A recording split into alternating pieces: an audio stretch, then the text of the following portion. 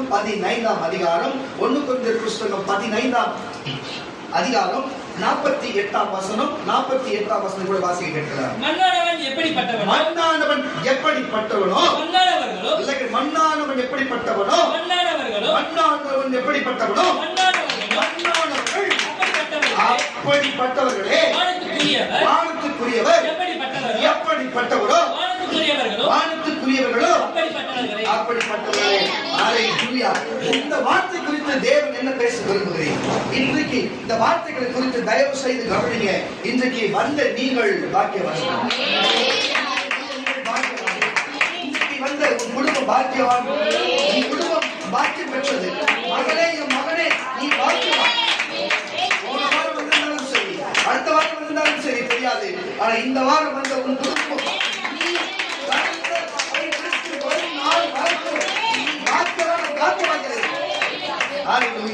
இந்த கவனத்தோடு நேற்று வரைக்கும் என்னோடு இருந்தவர்கள் இன்றைக்கு வராமல போகலாம். நாம் அவர்களை குறித்து சொல்ல முடியாது, அவர்களை குறித்து நம்ம பேச முடியாது. ஆனா வந்தவர்கள் நீங்கள் ஒரு குடும்பமும்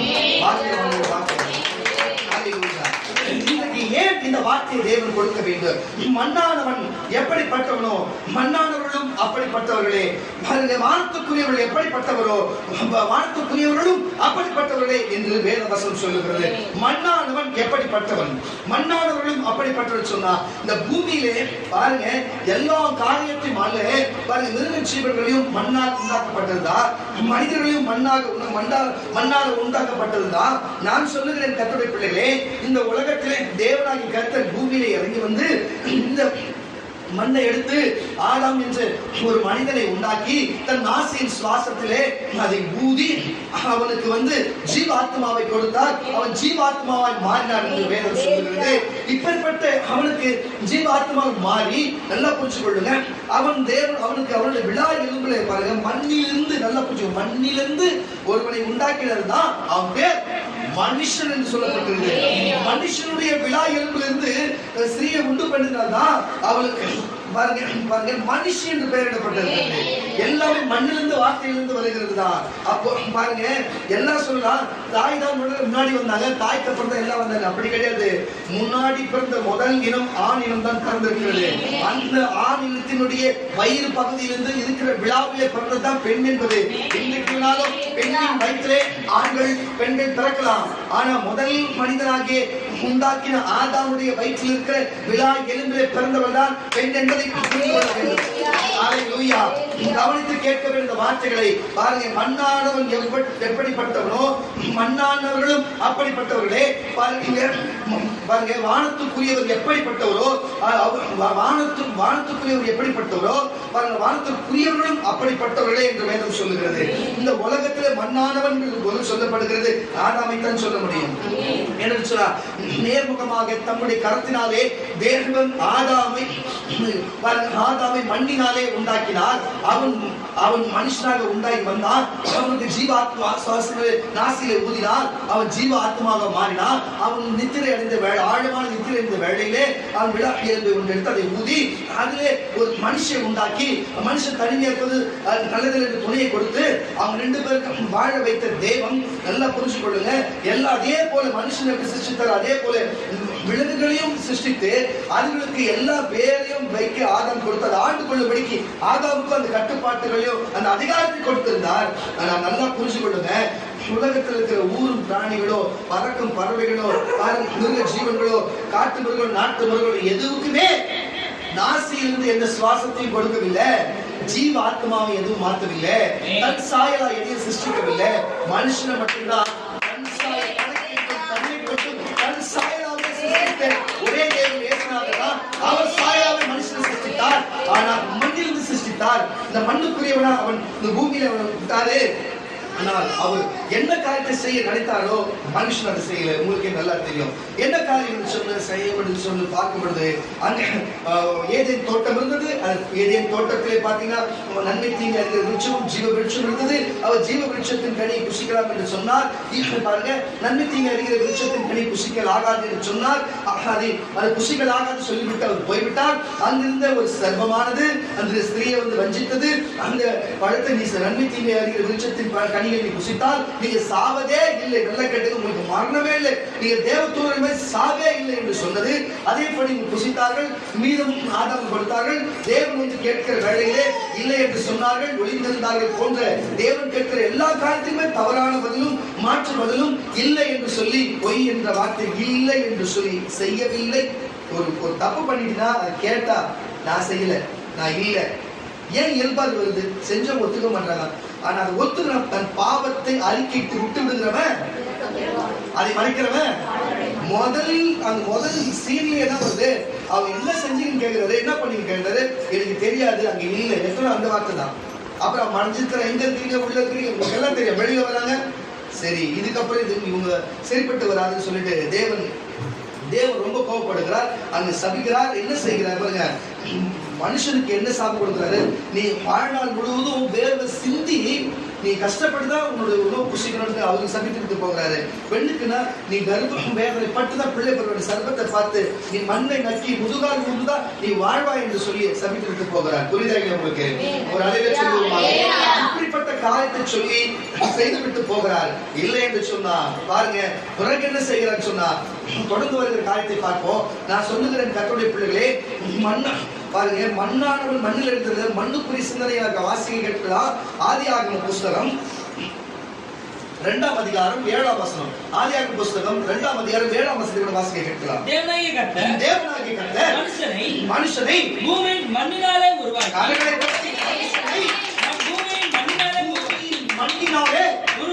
உருவாக்கி ஜீவ சுவாசத்தை அவன் நாசியிலே ஊதினார். மனுஷன் ஜீவ ஆத்துமாவானார். தேவனாகிய கர்த்தர் கிழக்கிலே ஏதேனும் ஒரு தோட்டத்தை உண்டாக்கி தாம் உருவாக்கின மனுஷனை அதிலே வைத்தார். அது வச்சா புரிஞ்சுச்சு. அது என்ன, அதை வச்சதுக்கு அப்புறம் என்ன செஞ்சாங்கன்னு நான் சொல்லிட்டேன். அதே ஆதியாகம புஸ்தகத்திலே 3ஆம் அதிகாரம் 19ஆம் வசனம் வாசிக்கலாம். ஆதியாகம புஸ்தகம் 3ஆம் அதிகாரம் 19ஆம் வசனம் என்ன சொல்லுது வாசிக்கலாம். நீ பூமியிலிருந்து எடுக்கப்பட்டாய், நீ பூமிக்கே திரும்ப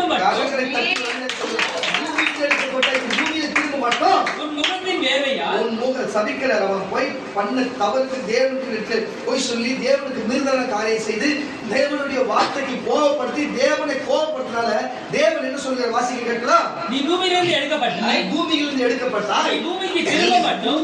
திரும்ப மட்டும் உன் முகத்தின் வேர்வையால் சாப்பாடு சாப்பிடுவ. நீ மண்ணா இருக்கிறாய், மண்ணுக்கே திரும்புவாய் என்று சொன்னார். நான் சொல்லுகிறேன் கர்த்தருடைய பிள்ளைகளே, நான் கேட்கிறேன், மனுஷர்களும் நீங்களும் ஒண்ணா? பாருங்க, மனுஷர்களும் நீங்களும் ஒண்ணா? இல்ல மிருகங்களும் உயிரினங்களும் நீங்களும் ஒண்ணா? அல்லேலூயா. நீங்கள் நம்ம யோசனை பண்ணி பார்ப்போம். மனுஷர்களும் உலகத்தில் இருக்கிற வாழ்கிற மனுஷர்களும் நம்மளும் ஒண்ணா? இல்ல மிருகங்களும் நம்மளும் ஒண்ணா? எப்படி இந்த வேதம் நமக்கு சொல்லுகிறது? நம்ம யார் தான் என்று வேதம் சொல்லுகிறது? நம்ம எப்படி இருக்க வேண்டும் என்று வேதம் சொல்லுகிறது என்று பார்ப்போம். மண்ணினால் எடுக்கப்பட்டவன் மண்ணுக்கே திரும்புவான். மண்ணிலிருந்து எடுக்கப்பட்டவன் மனுஷன் என்று பெயர் எடுக்கப்பட்டிருக்கிறது. மண்ணுக்குரியவர்கள் பாருங்க, மண்ணுக்குரியவர்கள் மண்ணுக்குரியவர்களோட சிந்திப்பார்கள். வாழ்த்துக்குரியவர்கள் வாழ்த்துக்குரியவர்களோட சிந்திப்பார்கள். மண்ணுக்குரியவன் யாரு? ஆதாமா இருக்கிறபடினாலே ஆதாம் என்ன செய்தார்? பாவமான காரியத்தை சொல்வதை கேட்டு செய்து தேவனுக்கு விரோதமான காரியத்தை செய்து தேவனுக்கு விரோதமான காரியம் செய்தனாலே தேவன் அவருக்கு சபித்து ஏதனை விட்டு வெளியே தொடுத்துகிறார். தொடுத்த பிறகு ஏதனுக்குள்ள வர முடியாத ஒரு சூழ்நிலையை வந்திருக்கிறது. அப்படிப்பட்ட காரியம் இருக்கிறது. கர்த்தருடைய பிள்ளைகளே, இன்றைக்கு நான் உங்களுக்கு சொல்லுகிறேன், இன்றைக்கு ஏதேனும் கொடுக்கப்பட்ட நம்ம சபைக்கு உள்ளே இருந்து நீங்கள் இதை செய்யக்கூடாது என்று சில மத்தேயு, மார்க்கு, யோவான், லூக்கா சொல்லப்பட்ட வார்த்தையின்படி உங்களுக்கு சொல்லியும் தீர்க்கதரிசி தம்முடைய தேவன் வெளிப்படுத்த வார்த்தையை சொல்லியும் சில கண்டிப்பு, சபைக்குள்ளே இதை செய்யக்கூடாது, வெளியில இதை செய்யக்கூடாது, இப்படி இருக்கக்கூடாது, அப்படி இருக்கக்கூடாது, வஸ்திரம் இப்படி தரிக்கக்கூடாது, பேச்சு இப்படி பேசக்கூடாது, இப்படி நடக்கக்கூடாது, இப்படி சிந்திக்க கூடாது, இப்படி செய்யக்கூடாது என்று நீங்கள் கேட்டிருந்தும் நீங்கள் வீண்பாக மீறி அதை செய்ய என்று சொன்னார். தேவன் ஆதாமுக்கு என்ன செய்தார்? ஏதனை விட்டு வெளியே அனுப்பினார். அவர்கள் என்னவாய் மாறி போனார்கள்? சாதாரண மண்ணில் எடுக்கப்பட்ட மனிதர்களாய் மாறி போனார்கள். அல்லேலூயா. ஆனால் ஏதனுக்குள்ள இருப்பார் என்று சொன்னார் வானத்துக்குரியவருடைய மகிமை, அவர்கள் வானத்துக்குரியவர்களாய் இருந்திருப்பார்கள். ஆனால் இல்ல, மண்ணுக்குரியவர்கள் இருந்ததுனாலே அந்த மண்ணுக்குரியவர்களாக மாறி போனார்கள். அல்லேலூயா. இன்னைக்கு சொல்லுகிறேன் கர்த்தருடைய பிள்ளைகளே, வேற வசனம் இங்கு சொல்லப்படுகிற வார்த்தையின்படி கீழ்ப்படியாமல் நடக்காமல், இங்க தீர்க்கதரிசி ஒரு வார்த்தை கேட்டா, ஊழியக்காரர் ஒரு வார்த்தை கேட்டா, வசனத்துல ஒரு வார்த்தை கேட்டா, நீங்க தவறு செய்திருந்தா வேற சொல்ல தன் பாவத்தை அறிக்கையிட்டு விட்டு விடுகிறவன் இறக்கப்படுகிறான். மறைக்கிற வாழ்வுடைய மட்டும் சொல்லி இந்த வசனத்தோட அர்த்தம் முதல் புஸ்தகத்திலே 2ஆம் அதிகாரத்திலே இப்படிப்பட்ட 7ஆம் வசனத்திலே என்ன சொல்லுகிறது? இப்படிப்பட்ட காரியத்திலே அங்கு பாவம் உண்டானதுக்கு முதல் ஆரம்பிச்ச காரியத்திலே இது இருக்கிறதை நம்ம பார்க்கிறோம். கர்த்தருடைய பிள்ளைகளே, என்ன செய்கிறார்கள்? அவர்கள் அந்த பழத்தை புசிக்காது என்று சொன்னா, அப்படின்னா செய்யாது என்று சொன்னா, புரியுதா? புசிக்காத செய்யாத அர்த்தம். இது செய்யாது என்று சொன்னா வேற யாரோ பேச்சு கேட்டதை செய்த நிமித்தம் செய்ய என்று சொன்னா, ஜீவ விருட்சத்துக்கடி புஷி என்று சொன்னா அதை புஷிக்காமல் செய்ய என்று சொல்ல செய்யாம செய்ய வேண்டாம் என்று சொல்ல செஞ்சதுனாலே செய்து விட்டு நான் தெரியா செஞ்சுட்டேன் என்று சொன்னாலும் பரவாயில்ல. பழியை மாற்றி மாற்றி போட்டு தெரியல இல்லை என்று சொன்ன பிறகு அறிக்கையிட்டு விட்டு விடாம அப்படியே இருந்தனால அதோட அர்த்தம் பாருங்க, வெளியே துரத்தப்பட்டார்கள். வெளியே துரத்தப்பட்டார்கள். அவர்கள் மகிமை, வானத்துக்குரியவர்கள் மகிமை அவர்கள் விட்டு போனது. அவர்கள் மண்ணுக்குரியவர்களாய் மாறினார்கள். மண்ணுக்குரியவர்களாக மாறின பிறகு அந்த அதுக்கு தொடர்ந்து வருகிற பிள்ளைகள் பிள்ளைகள் பிள்ளைகள் பிள்ளைகள் பிள்ளைகள் எல்லாம் இன்றைக்கு இன்னும் நான் வரைக்கும் இன்னைக்கும் மண்ணுக்குரியவர்களாகவே இருக்கிறோம். அல்லேலூயா. நான் ஒரு காரியத்தை சொல்லுகிறேன் கர்த்தருடைய பிள்ளைகளே, இங்க இருந்து ஒரு பொருளை வானத்துக்கு நேரம் தூக்கி போடணும்னு வச்சுங்களேன், அது எப்பொழுதும் பூமிக்கு நேரம் கீழே தான் விழும். அல்லேலூயா. மண்ணிலே செய்யப்பட்ட எதுவா மரமா இருந்தாலும் சரி, அது பாருங்க, அது திருப்பி மண்ணுக்கு திரும்பும்னு சொல்ற ஆமான வரையில சொல்லுங்க. இல்லன்னா இது மண்ணுக்கு திரும்பாத போகுமா? எப்படி அதான் திருந்தோம். இப்ப பாருங்க, ஒரு விதை போடுறோம், ஒரு மரம் வளருது, மண்ணுல இருந்தா வளருது, அது பழம் சாப்பிட்டுறோம், எல்லாமே செய்யறோம், அந்த மரத்தை வெட்டுறோம், திருப்பி அடுப்பு வைக்கிறோம், அந்த மரம் எரிஞ்சு சாம்பல் எங்க போகுது? கடைசியில மண்ணுக்கு தான் போகுது. சரி, மரம் இடி இடிச்சு கீழே விழுந்து மரம் மங்கி போகுது, மக்கி போய் என்ன ஆகுது? திருப்பி மண்ணுக்கு தானே போகுது. இலை இருக்கு, இலை உதிர்ந்து அது மக்கி என்ன ஆகுது? அதுவும் மண்ணாக போகுது. ஆக மொத்தத்தில் மண்ணில் எடுக்கப்படுறது எல்லாமே மண்ணுக்கே திரும்பும். எந்த மிருக ஜீவனா இருந்தாலும் சரி, செத்தா மண்ணுக்கு தான் போகணும். ஐயோ, நான் சிக்கன் வந்து சாப்பிடுறேன், நான் மட்டன் சாப்பிடுறேன், மண்ணுக்குள்ள போகாது, மனசாத்தோடு சொல்லி மண்ணுக்கு போகாது. குஞ்சா சரிதான். எதுக்கு சொல்லுகிறேன்? வயிற்றுக்குள்ள போனாலும் எப்படி வெளியே வந்துதானே ஆகணும், நம்ம மண்ணுக்கு போய் தான் ஆகும். கரை தட்டு வெள்ளம் சொல்லுமா? எப்படியா இருந்தாலும் அந்த இயற்கை சுழற்சி, தேவன் படைக்கப்பட்ட காரியம், அது எங்க வந்ததோ வந்த இடத்துக்கு திரும்பி வரணும். அல்லேலூயா. அது வந்த இடத்துக்கு திரும்பி வரணும். மண்ணு தண்ணி எங்க எடுத்தோம்? பூமியில தானே எடுத்தோம், குடிக்கிறோம். கடைசி தண்ணி எங்க போகுது? அவ்வளவுதான். கரங்க தட்டு வரல சொல்லுவாங்க. எங்க வந்தாலும் சரி, அதே மாதிரி இப்படின்னு சொல்லலாம். வானத்துல இருந்து தான் தண்ணி வந்தது, திருப்பியும் அது வேப்பர் ஆகி திருப்பி நீராவி ஆகி எங்க போகுது? நாகமா மேலே தான் போகுது. அப்ப இது போல ஆவியா இருக்கிறது மேல போகுது, நல்ல ஆவியா இருக்கிறது மேல போகுது. அது வைட்டா இருக்கிறது எங்க வருது? பூமிக்கு வருது.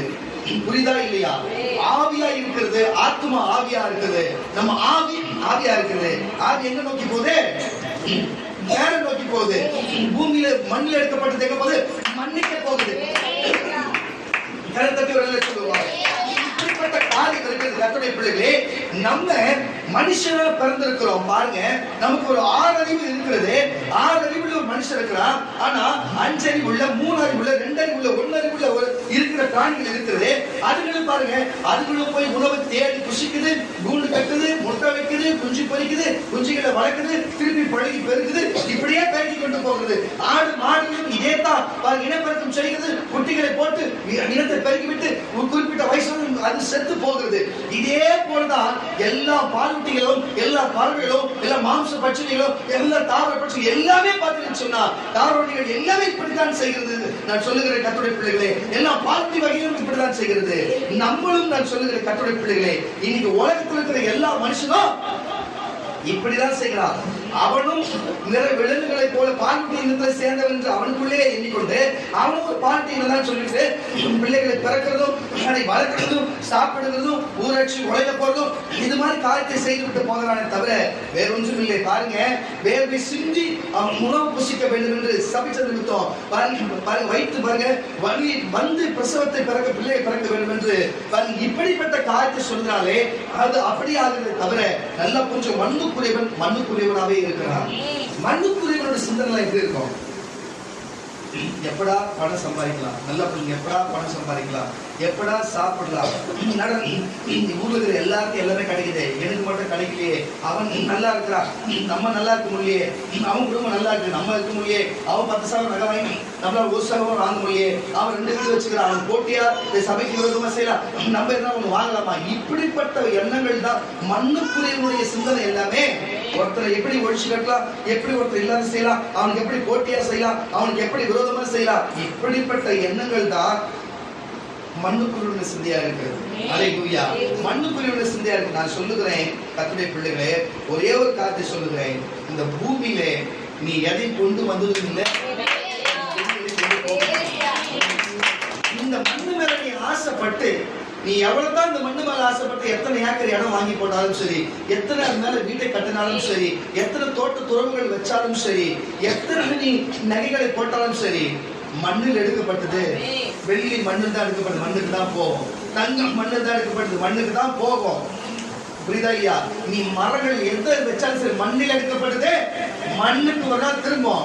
ஆனா நீயும் மண்ணானவனை போல, உன் புத்தியும் மண்ணை போல, ஒன்றுத்துக்கும் பிரயோஜனம் இல்லாத மண்ணாசை இருக்கிறது. நான் சொல்லுறேன் பாருங்க, உங்களுக்கு அலெக்சாண்டர் குறித்து தெரியும் நினைக்கிறார். Napoleon Alexander, great of Napoleon Alexander குறித்து உங்களுக்கு தெரிஞ்சா கரங்க தட்டி வரல சொல்லுங்களேன். கரங்க தட்டி வரல சொல்லுங்க. அல்லேலூயா.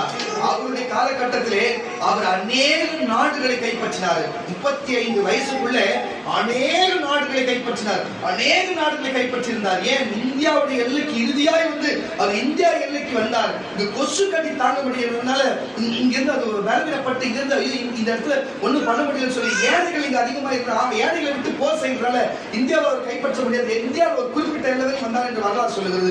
பிறகு அவர் படையை கருத்தி கொண்டு மறுபடியும் போனார் என்று வரலாறு சொல்லுகிறது. நான் உங்களுக்கு சொல்லுகிறேன், அவர் பிடிக்காத தேசமா, அவர் பிடிக்காத நாடா, அவர் பிடிக்காத அடிமைகளா, அவர் எந்த நாட்டுக்கு அடிமைகளை பிடித்து விடுறார், அந்த நாட்டில் இருக்கிற செல்வம், சில இடத்துல தங்கங்கள் அதிகமா கிடைக்கும், சில இடத்துல வந்து வெள்ளி அதிகமா கிடைக்கும், சில இடத்துல ரத்தினங்களும் பவளங்களும் கோவேதங்களும் படிக்க பச்சைகளும் இது போன்ற அநேக காரியங்கள் உண்டாயிருக்கும். அது மட்டும் இரும்புகள் கிடைக்கும், செம்பு கிடைக்கும், பித்தளை கிடைக்கும், இது மாதிரி எல்லா உலோகமான பொருளும் கிடைக்கும். எந்தெந்த நாடு கைப்பற்றுகிறாரோ, எந்தெந்த மாநிலத்தை கைப்பற்றுகிறாரோ எல்லாமே கிடைக்கும். நிறைய திருமண காரியங்களும் பாருங்க, அவருக்கு எல்லாமே உண்டு. அவரு தான் அநேக நாட்டை ஆண்ட ராஜா. கடைசியில அவர் நோய்வாய்ப்பட்டு, நல்லா கேட்டுங்க, நோய்வாய்ப்பட்டு, நல்லா இதுதான் கவனிக்கணும். நோய்வாய்ப்பட்டு அவர் எத்தனை நாடுகளை கைப்பற்றியிருந்தாரு. இந்தியாவில் எவ்வளவு தலை சிறந்த மருத்துவம் இருக்கிறது, எத்தனை சித்த மருத்துவம் இருக்கிறது, இன்றைக்கு விளக்கரங்க உண்டாக்கின அலோபதி மருத்துவம் இருக்குது. இதெல்லாம் கேள்விப்பட்டீங்கன்னா வழியில சொல்லுங்களேன், எத்தனை மருத்துவம் இருக்கிறது. அதே போல அவர் ஒரு நாள்ல பல நாடுகளை கைப்பற்றினார். அந்த நாட்டுல எத்தனை மாநிலங்கள் இருக்கும், எத்தனை மொழி மக்கள் பேசுகிற இருப்பாங்க. ஏன் அந்த வைத்தியர்கள் இருக்க மாட்டாங்களா? தலை சிறந்த வைத்தியர் இருப்பாங்களே இருப்பாங்க, 100 பேர் இருப்பாங்களே இருக்க மாட்டாங்க. அதுல மிகவும் பெரிய 4 வைத்தியர் கொடுத்திருந்தார். எவ்வளவோ ட்ரீட்மெண்ட் பண்றாரு, எவ்வளவோ அவருக்கு மருத்துவத்துல மருந்து கொடுத்து பார்த்துருக்காங்க. அவருடைய மரணத்தை காப்பாற்றவே முடியல. அவர் மரண தருவாயில வரும்பொழுது இதுக்கு மேல நம்மளால முடியாது என்று அவர் புரிந்தபடினாலே அவர் அவங்களுடைய கூட இருக்கிற தளபதிகளை கூப்பிட்டு, அப்பா இதுக்கு மேல என்னால முடியாது, இவ்வளவுதான் என்னால முடியும், எனக்குன்னு புரிஞ்சுங்க. அவர் எல்லா நாட்டையும் சம்பாதிச்சா, நாட்டுல இருக்கிற பொருளை சம்பாதிச்சாரு, எல்லாருக்கும் பிரிச்சு கொடுக்குறாரு. ஆனா அவர் பங்குன்னு இருக்கும்ல, என் பங்கு எல்லாத்தையும், என் பொண்ணு வெளி எல்லாத்தையும் எடுத்துன்னு வந்துருங்க. நான் செத்துட்டேன்னா என்ன வந்து எந்த உலகத்திலேயே தலை சிறந்த மருத்துவர் 4 பேர் என்னுடைய என்ன அடக்க மாட்டேன், 4 பேர் தூக்கணும். புரியுதா? மருத்துவம் தான் என்ன தூக்கிட்டு போனோம். ஆனா என் சோத்து கையை எடுத்து என்னுடைய பொட்டியில போட்டீங்கன்னா அதுக்கு என் சோத்து கையை வெறும் கையை வெளியில விட்டுருந்தோம். நான் போய் என்ன அடக்கம் பண்ற வரைக்கும் ரோடெல்லாம் நான் சம்பாதிச்ச வெள்ளி பொண்ணு எல்லாத்தையும் ரோடெல்லாம் எச்சனே வரணும் அப்படின்னு சொன்னான். அதோடைய உள்ளர்த்தம் என்னன்னா, இந்த உலகத்துல நான் எதையும் கொண்டு வரல, இந்த உலகத்தை நான் ஆட்சி பண்ணேன், நான் சின்ன வயசு ஆட்சி பண்ண எல்லாத்தையும் பிடிச்சேன், நான் எல்லாமே செஞ்சேன். ஆனா நான் எது போக்குவரத்து இந்த சின்ன வயசுல, ஆனா நான் போகும்போது எதையும் எடுத்துன்னு போல அப்படின்னு காண்பிக்காக வெறும் கையா காமிச்சாங்களா. ஆனா நம்ம எவ்வளவுதான் தலை சிறந்த நம்ம சாவணும் இருந்ததுன்னா, நம்ம தலை சிறந்த எத்தனை மருத்துவர்கள் வந்து நம்ம வந்து விலை உயர்ந்த மருத்துவத்தை நமக்கு கொடுத்தாலும் நம்ம உயிரை நம்ம காப்பாற்ற முடியாது அப்படின்பதுக்காக 4 மருத்துவரை வச்சு தூக்க வச்சாங்க. எதையும் கொண்டு வந்தது கொண்டு போகிறதும் இல்லை. வேதவசனம் சொல்லுவது நிர்வாணியாய் வந்தாய் நிர்வாணியாய் போகிற, நீ எதை கொண்டு வந்து எதை கொண்டு போகிறது இல்லை என்று சொல்லி.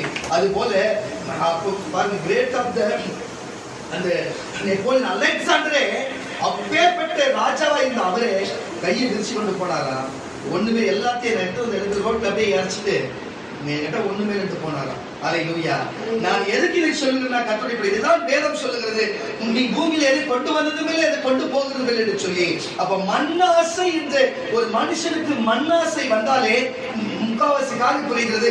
ஒரு மண்ணாசை அவனுக்குள்ள வந்தது என்று சொன்னாலே அது பொன்னாசையும் அதுல வரும், அது வெள்ளி ஆசையும் வரும், தங்க ஆசையும் வரும். பாருங்க, எல்லா மாசையும் அதில் அடங்கி இருக்கிறது. இந்த மண்ணிலே அவன் வாழ வேண்டும் என்று, நான் நீண்ட நாட்களாய் வாழ வேண்டும், நான் ராஜாங்கம் பண்ண வேண்டும், எனக்கு எல்லாம் இருக்க வேண்டும், என்னதான் செய்தாலும் சரி, ஓடி ஓடி சம்பாதிச்சாலும் சரி, நல்லவாய் சம்பாதிச்சது நாரவாய் என்ற கதையா நீ அனுபவிச்சு சேர்த்து வச்சு போனாலும் சரி, அது வேற ஒருத்தம் தான் அனுபவிப்பான தவிர நீ ஒருபோதும் அனுபவிக்கிறதுல. அதனாலதான் நான் சொல்லுகிறேன், கர்த்தருடைய பிள்ளைகளே, இன்று இருப்போம் நாளைக்கு இல்ல, இன்னைக்கு என்னவோ அதுதான் நமக்கு நிச்சயம். இருக்கும் போதே மனுஷனோட சமாதானமா போங்கயா, இருக்கும் போதே மனுஷனோட சந்தோஷமா போங்கயா. அல்லேலூயா. சமீபத்துல எனக்கு தெரிஞ்ச அக்காவோட ஒரு பையன் நல்ல இந்த சந்து, நம்ம சர்ச்சோட சந்து பார்த்தீங்கன்னா இப்படிதான் போவான், இப்படிதான் வருவான், இப்படிதான் போவான். எத்தனை வாட்டி வாடா வாடா வாடான்னு போடுவோம், இந்த பக்கம் தான் பின்னாடி இருந்துதான் தம் அடிப்பானது, பின்னாடி ஆள் பக்கம் ஓட்டுவானது பின்னாடி தான் இருப்பான். நம்ம சர்ச்சு பின்னாடி சர்ச்சு வாசலாண்டு தான் இருப்பான், நல்லா புரிஞ்சு சர்ச்சு வாசலாண்டு இருப்பான். எத்தனை தூர வாடா வாடா எத்தனை வாட்டி கூப்பிட்டுருக்கான், அப்படி போவான் கூப்பிட்டு வாடா வாடான்னு சொல்லிட்டு ஞாயிற்றுக்கிழமை டைம்ல. ஆனா ஒரு நாளும் வந்ததில்லை. நான் சொல்றது உங்களுக்கு புரியுதா? நேற்று வரைக்கும் முன்னேற்ற வரைக்கும் நல்லா இருந்த சூழ்நிலை தான். ஆனா இன்றைக்கு 2 கையை எடுக்கணுமா, 2 கால் எடுக்கணுமா, ஒரு கையை எடுக்கணுமா, மின்சாரத்தினால பாதிக்கப்பட்டது. புரியுதா இல்லையா? என்ன நம்ம நினைப்போம், என்ன நடக்குது பாருங்க. நம்ம ஜபித்து இருக்கிறோம், ஒரு கால் எடுத்துருக்காங்க, அதுக்கப்புறம் நம்ம தான் நம்ம நியூஸ் வந்து நம்ம ஜபித்து இருக்கிறோம், மிச்சம் இருக்கிற 2 கையும் ஒரு காலை காப்பாற்ற வேண்டும். நான் சொல்றது புரியுதா இல்லையா? ஒரு மனுஷனுக்கு 2 கால் எடுத்தா வாழ்றதே வேஸ்டியா, 2 கை எடுத்தா வாழ்றதே வேஸ்ட். வேஸ்டா இல்லையா? வேஸ்டான காரியம் அவனுக்கு. அப்போ 2 கால் ஒரு கை எடுத்தா என்னையா வாழ்க்கை, வாழவே இருந்திடலாமே. ஆனா நேற்று வரைக்கும் போன வாரம் வரைக்கும் இந்த சைடு சுத்தின பையன் தான் வாழ வாழ இந்த வாசல் வழி வந்த உள்ள வந்திருந்தான். இந்த ஓதத்தை கேட்டிருப்பான், வாசல் வழி வந்தவன் உள்ள வராது போயிருக்கிறான். உங்களுக்கு புரிதா இல்லையா? எத்தனையோ பேர் இந்த பூமியில இருந்தா கூட சரி, வாசல் வரைக்கும் வாய்ப்பு இருக்கிறத தவிர உள்ள வர வாய்ப்பே இல்லை. ஆனா இன்னைக்கு பாக்கியவதியா இருக்கனால இன்னைக்கு உள்ள உட்கார வச்சிருக்காரு. பாருங்க, அவர் வார்த்தை கேளாது போன ஏதனை விட்டு ஆதமியாவாலே அனுப்பின தேவன். ஆனா வெளியே 1000 தவறு செய்துட்டு வந்தாலும் உன்னை மறுபடியும் உள்ள கூட்டு வந்து அமர்ந்து வச்சிருக்கிறான்னு சொன்னா, அல்லேலூயா. நீ பாக்கியவதியா இல்லையா சொல்லியே பாரு. கருத்துக்கு சொன்னாங்க, அப்ப கொண்டு வந்திருக்கிறான்னு சொன்னா, நான் சொல்லுகிறேன், வெளியில் இருக்கிறவர்களுக்கு அந்த மண்ணாசை நிமித்தம் நகை நம்ம நகவான வீடு வாங்க பொருள்வானோ அது இதன்னு சொல்லி நான் சொல்லுகிறேன். இன்னைக்கு ஆரோக்கியமா இருக்கலாம், திடீர்னு ஒரு பிரச்சனை வந்து வச்சுங்களேன், திடீர்னு ஒரு பிரச்சனை வந்தது, அந்த எந்த டாக்டர் போய் செய்ய அவன் என்ன பண்ணணும், என்ன பண்ண முடியும்? ஏன் அப்படி நடக்காதா? எத்தனை பேருக்கு வைத்தியரால் சுகப்படுத்தாத முடியாது வியாதி இங்க வந்து ஜபிக்கும் சரியாயிடும். நான் சொல்லுகிறேன் கர்த்தருடைய பிள்ளைகளே, பாருங்க, யாரை தேடுகிறோம் விஷயம் கிடையாது, யாரை தேடுகிறோம் விஷயம் கிடையாது. அல்லேலூயா. பாருங்க, எல்லாருக்கும் தேடலாம், ஆனா எதுக்கு தேடுறோம், எந்த காரியத்துக்கு எவரை தேடுறதுதான் விஷயமே. அல்லேலூயா. இயேசு எதுக்கு தேடுறோம்? இயேசு பாவ மன்னிப்பு, பரலோகராஜ்ய நித்திய ஜீவனை கொடுப்பேன்னு சொன்னார். பாவ மன்னிப்பு, பரலோக நித்திய ஜீவனை கொடுப்பேன்னு சொன்னார். அல்லேலூயா. இந்த உலகத்துல தங்களை தெய்வம் என்று சொல்லுகிறோம், தேவர்கள் என்று சொல்லப்படுகிறோம். அல்லேலூயா. ஒருத்தரும் அப்படிப்பட்ட வார்த்தை சொன்னதே கிடையாது, அப்படிப்பட்ட வார்த்தை சொன்னதே கிடையாது. இயேசு மட்டும்தான் சொன்னார், பாவமன்னிப்பு, பரலோகராஜ்ய நித்திய ஜீவனை கொடுக்க வந்தேன் என்று சொல்லி, நான் பாவத்தை மன்னிக்க வந்தேன் என்று சொன்னார். ஆனா இந்த உலகத்திலே பாருங்க, எல்லா மனுஷனும் கேளுங்க, அவங்களுக்கு என்ன தெரியாது, இந்த நம்ம மனுஷனா திருப்பி பூமியில வருவோமா, திருப்பி பிறப்போமா, நம்ம எங்க போவோம், ஏது போவோம் என்று சொல்லி. அல்லேலூயா. சிலருடைய நம்பிக்கையில சொல்லுவாங்கன்னா, நம்ம 7 ஜென்மம் எடுப்போம், சில பேர் 1000 ஜென்மம் எடுப்போம். அல்லேலூயா. எதனா ஒரு வரலாறு இருக்குதா? எதனா ஒரு வரலாறு இருக்குதா? இவங்க எல்லாமே எழுத்து வடிவில் தான், வார்த்தையும் செவி வழியில் தான் சொல்லுவாங்க, எழுத்து வடிவில் இருந்தா. ஆனா வேதம் என்ன சொல்லுங்க, எழுத்து வடிவில் இருக்குது, செவி வழியில் கேட்க வழியில் இல்லை. நீங்க சொல்லுகிற உலகத்தை கட்டுக்கதை எல்லாமே செவி வழியில தான், வாயில சொல்றது காதுல கேட்கறதா. ஒரு புஸ்தகத்தை எடுத்து ஆதாரத்தை காட்டு பார்ப்போம், எதுவுமே கிடையாது. அல்லேலூயா. ஆனா இந்த புஸ்தகத்துல மட்டும்தான் உலகத்தில் இருக்கிற மொத்த கிறிஸ்தவர்கள் எந்த மொழியில இருந்தாலும் சரி, பாவ மன்னிப்பு, பரலோக நித்திய ஜீவன் கொடுத்து இம்மையிலும் மறுமையிலும் நமக்கு வாழ்வு இருக்குது, நமக்கு பரலோகத்துல வாழ்வு இருக்குது, புதிய நமக்கு வாழ்வு இருக்குன்னு சொன்ன ஒரே சமூகத்தில் கொடுக்கப்பட்ட ஒரே தேவ வசனம் வார்த்தை ஒன்றுதான் கற்றுக்கிறது. தயவு செய்து சொல்லுங்க, பண ஆசை எல்லா தீமைக்கும் வேறாக இருக்கிறது. நான் சொல்லுகிற ஒரு காரியம் என்னவென்று சொன்னா, தயவு செய்து புரிஞ்சு நடந்துக்கல, தயவு செய்து புரிஞ்சு நடந்துக்கல. அல்லேலூயா. மண்ணாசையை விட்டு விலகி வாங்க. மண்ணாசை இதவே இது இது அது இதுன்னு சொல்லி உங்களுடைய உலகத்துக்குள்ளவே நீ மண்ணுக்குள்ளே இருக்குன்னு, உலக மண்ணுக்குள்ள தானே இருக்குது. உலகத்துக்குள்ள மண்ணுங்கிற ஏதோ ஒண்ணு, உலகத்துக்குள்ள மண்ணுக்குள்ள உலகம் இருந்தாலும் அதுக்குள்ளே நம்ம இருக்கும் பொழுது அதோட சிந்தனையா இருப்போம். ஆனா நான் இன்றைக்கு உங்களுக்கு சொல்லுகிறேன், நீங்கள் மனுஷரும் அல்ல, நீங்கள் மிருகம் அல்ல, நீங்கள் தேவனுடைய பிள்ளைகள். இயேசு உங்களுக்கு அப்பா தானே. இயேசு உங்களுக்கு அப்பா தானே. என்ன கம்மு இருக்குதுங்க? ஒரு அறையிலே சொல்லுங்க, நீங்கள் இயேசு உங்களுக்கு அப்பா, நான் இயேசுக்கு பிள்ளையா இருந்தா அப்போ நீங்க எப்படிப்பட்டவர் நீங்களே கொஞ்சம். பிதாவுடைய குமாரன் கிறிஸ்து பூமியில் தானே பிறந்தாரு. பிதாவுடைய குமாரன் கிறிஸ்து பூமியில் தானே பிறந்தாரு. இயேசுடைய குமாரத்தி நீங்க எங்க பாருங்க, பூமியில் தானே பிறந்தீங்க.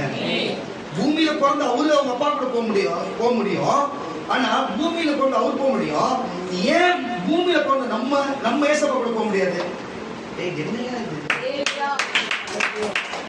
இயேசு பூமியில இருந்து பிறந்தாரு. பூமியில இருந்து பிறந்து பிதா அவங்க அப்பா தானே. பிதா அவங்க அப்பா, குமாரனாகி கிறிஸ்து பூமியில பிறந்து பரலோகம் போனதா இல்லையா? இயேசுக்கு அப்பா, நீ குமாரன் பூமியில நீ பிறந்த, நீ போக மாட்டியா?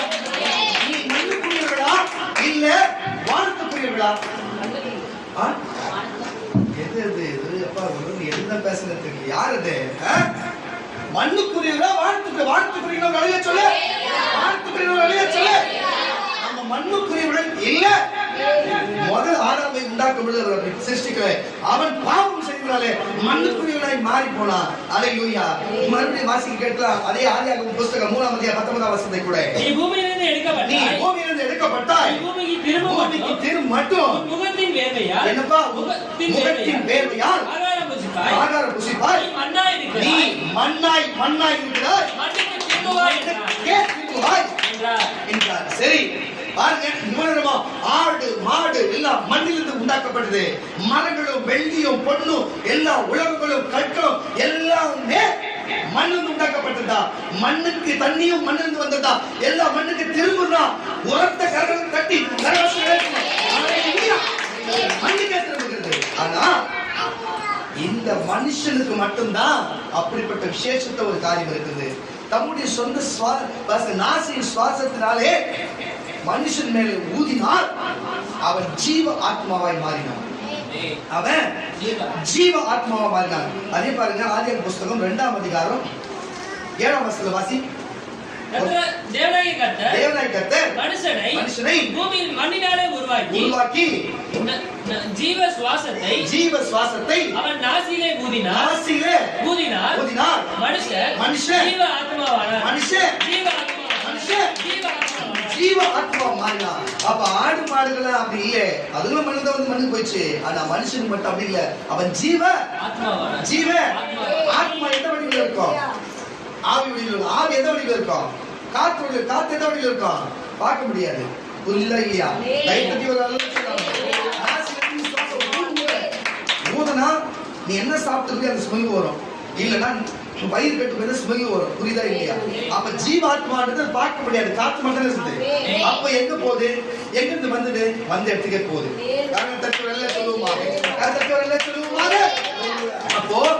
அப்ப மனுஷனுக்கு மட்டும்தான் ஆவி ஆத்மா சரீரம் இருக்கிறது. பாருங்க, நல்ல கவனிங்க. பாருங்க, ஆத்மா பாருங்க, ஆவி ஆத்மா சரீரம். இந்த சரீரம் மண்ணில் எடுக்கப்பட்டது, மண்ணுக்கே திரும்புது. ஒரு அழகிய சொல்லுங்க. அப்போ ஆத்மா பரலோகத்துக்கு போகுது. ஒரு அழகிய சொல்லுங்க. இந்த ஜீவன் எங்க போகுது? கொடுத்தவர் அவர்கிட்டே போயிடுது. ஆவி ஆத்மா சரீரம். இந்த ஆவி வந்து ஜீவனா இருக்குது. இந்த ஆவி வந்து அவர் உடம்புக்குள்ளே போயிடுது, தேவனுடைய உடம்புலே போயிடுது. ஆத்மா தனித்து இருக்கிறது. சரீரம் இருக்குது, பூமியிலே இருக்குது. வானத்துக்குரியது போயிடுது, பூமிக்குரியது மண்ணுக்குரியது மண்ணுக்குரியது போயிடுது. ஆனா இப்படி வாழ வேண்டிய, இதை தெரிந்து கொண்டு வாழ வேண்டிய மனுஷர்கள் ஆனா தங்களை தாங்களே குடியினாலும் அழித்துக் கொண்டு, பிரச்சனைகள் அழித்துக் கொண்டு, விபத்தினால் தங்களை அழித்துக் கொண்டு, தற்கொலைகள் அழித்துக் கொண்டு, தன் குடும்பத்தை ஒழுங்க வாழ விடாம தங்களை அழித்துக் கொண்டு, தாங்களே அழித்துக் கொண்டு மற்ற குடும்பத்தை அழித்துக் கொண்டு இப்படிப்பட்ட வாழ்க்கையை வாழ்கிறோமே, இந்த பூமியிலும் சரியா வாழாம நம்ம செத்தும் பாருங்க பரலோகத்துக்கு போகாம நரகத்திலே போகிற காரியமா இருந்தா என்னங்க செய்கிறது? என்னங்க செய்கிறது? நீங்களே புரிஞ்சு கொள்ளுங்க கர்த்தருடைய பிள்ளைகளே. இந்த மண்ணாசை, உலக ஆசையினால்தான் மக்கள் இப்படிப்பட்ட பாருங்க, இது தேடணும், அதை பண்ணணும், இது அது என்று சொல்லி உலக சிற்றின்பத்துக்காக, உலகத்துக்காக இன்னைக்கு பாருங்க நாத்தியம சபைக்கு வரலாம், நிறைய பேர் சபைக்கு வரலாம், அந்த உலக ஆசை.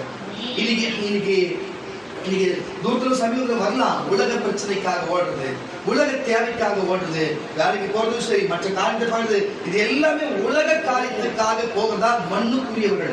இவங்க உலக காரியத்துக்காக, உலக சிற்றின்பத்துக்கும், உலக பொது காரியத்துக்கும், உலக காரியத்துக்கு இன்றைக்கு சபைக்கு வராதவங்க எல்லாமே எப்படிப்பட்டவங்க? இவங்க எல்லாம் மண்ணுக்குரியவர்கள். ஆனா இன்னைக்கு அதுவும் உங்களுக்கு இருக்குது. அப்படி இருந்தோம் நாங்கள் இன்றைக்கு எது இருக்குதோ இல்லையே, எங்க தேவன் முதல் போய் அவரோட பேசி வந்ததுக்கு அப்புறம் தான் மற்ற வேலைகளை சொல்லிடுங்க. நீ உலகத்தில் வாழ்ந்தாலும் சரி, நீ மண்ணில வாழ்ந்தாலும் சரி, நீ மண்ணுக்குரியவர்கள் அல்ல, நீங்கள் வாழ்த்துக்குரியவர்களா இருக்கிறீங்க. நீ மண்ணுக்குரியவர்கள் அல்ல, நீங்க வாழ்த்துக்குரியவர்களா இருக்கிறீங்க. ஹல்லேலூயா. அதுக்காக 1 கொரிந்தியர் புத்தகம் 15ஆம் அதிகாரம் 48ஆம் வசனம் சொல்லுது. 1 கொரிந்தியர் புத்தகம் 15ஆம் அதிகாரம் 48ஆம் வசனம் சொல்லுது. சீக்கிரம். மன்னவன் எப்படிப்பட்டவனோ, வாசிச்ச வசனத்தை எல்லாமே திருப்பி ரிமைண்ட் வந்துனா பியூலா வாசிக்கிட்டோம். புது வசனம் மட்டும் கேட்டு இப்போதைக்கு வாசிக்கலாம். வாசி. மன்னவன் எப்படிப்பட்டவனோ, மன்னானவன் எப்படிப்பட்டவர்களோ, மன்னானவர்களும் அப்படிப்பட்டவர்களே. எப்படி ஆதாம் பாவம் செஞ்சானோ அவன் மன்னானவன் எப்படிப்பட்டவன் பிறந்த மன்னானவர்களும் அப்படிப்பட்டவர்களே. நல்லா புரிஞ்சுக்க, எல்லாமே ஆதாமுடைய சந்ததி, அவர்கள் வந்தோம் என்று சொன்ன கருத்தட்டவர்களே சொல்லுங்க. ஆனா கிறிஸ்தவராகிய நீயும் நான் மட்டும் ஏசு அப்பா அவர் ரத்தத்தால் கழுவப்பட்டு அவர்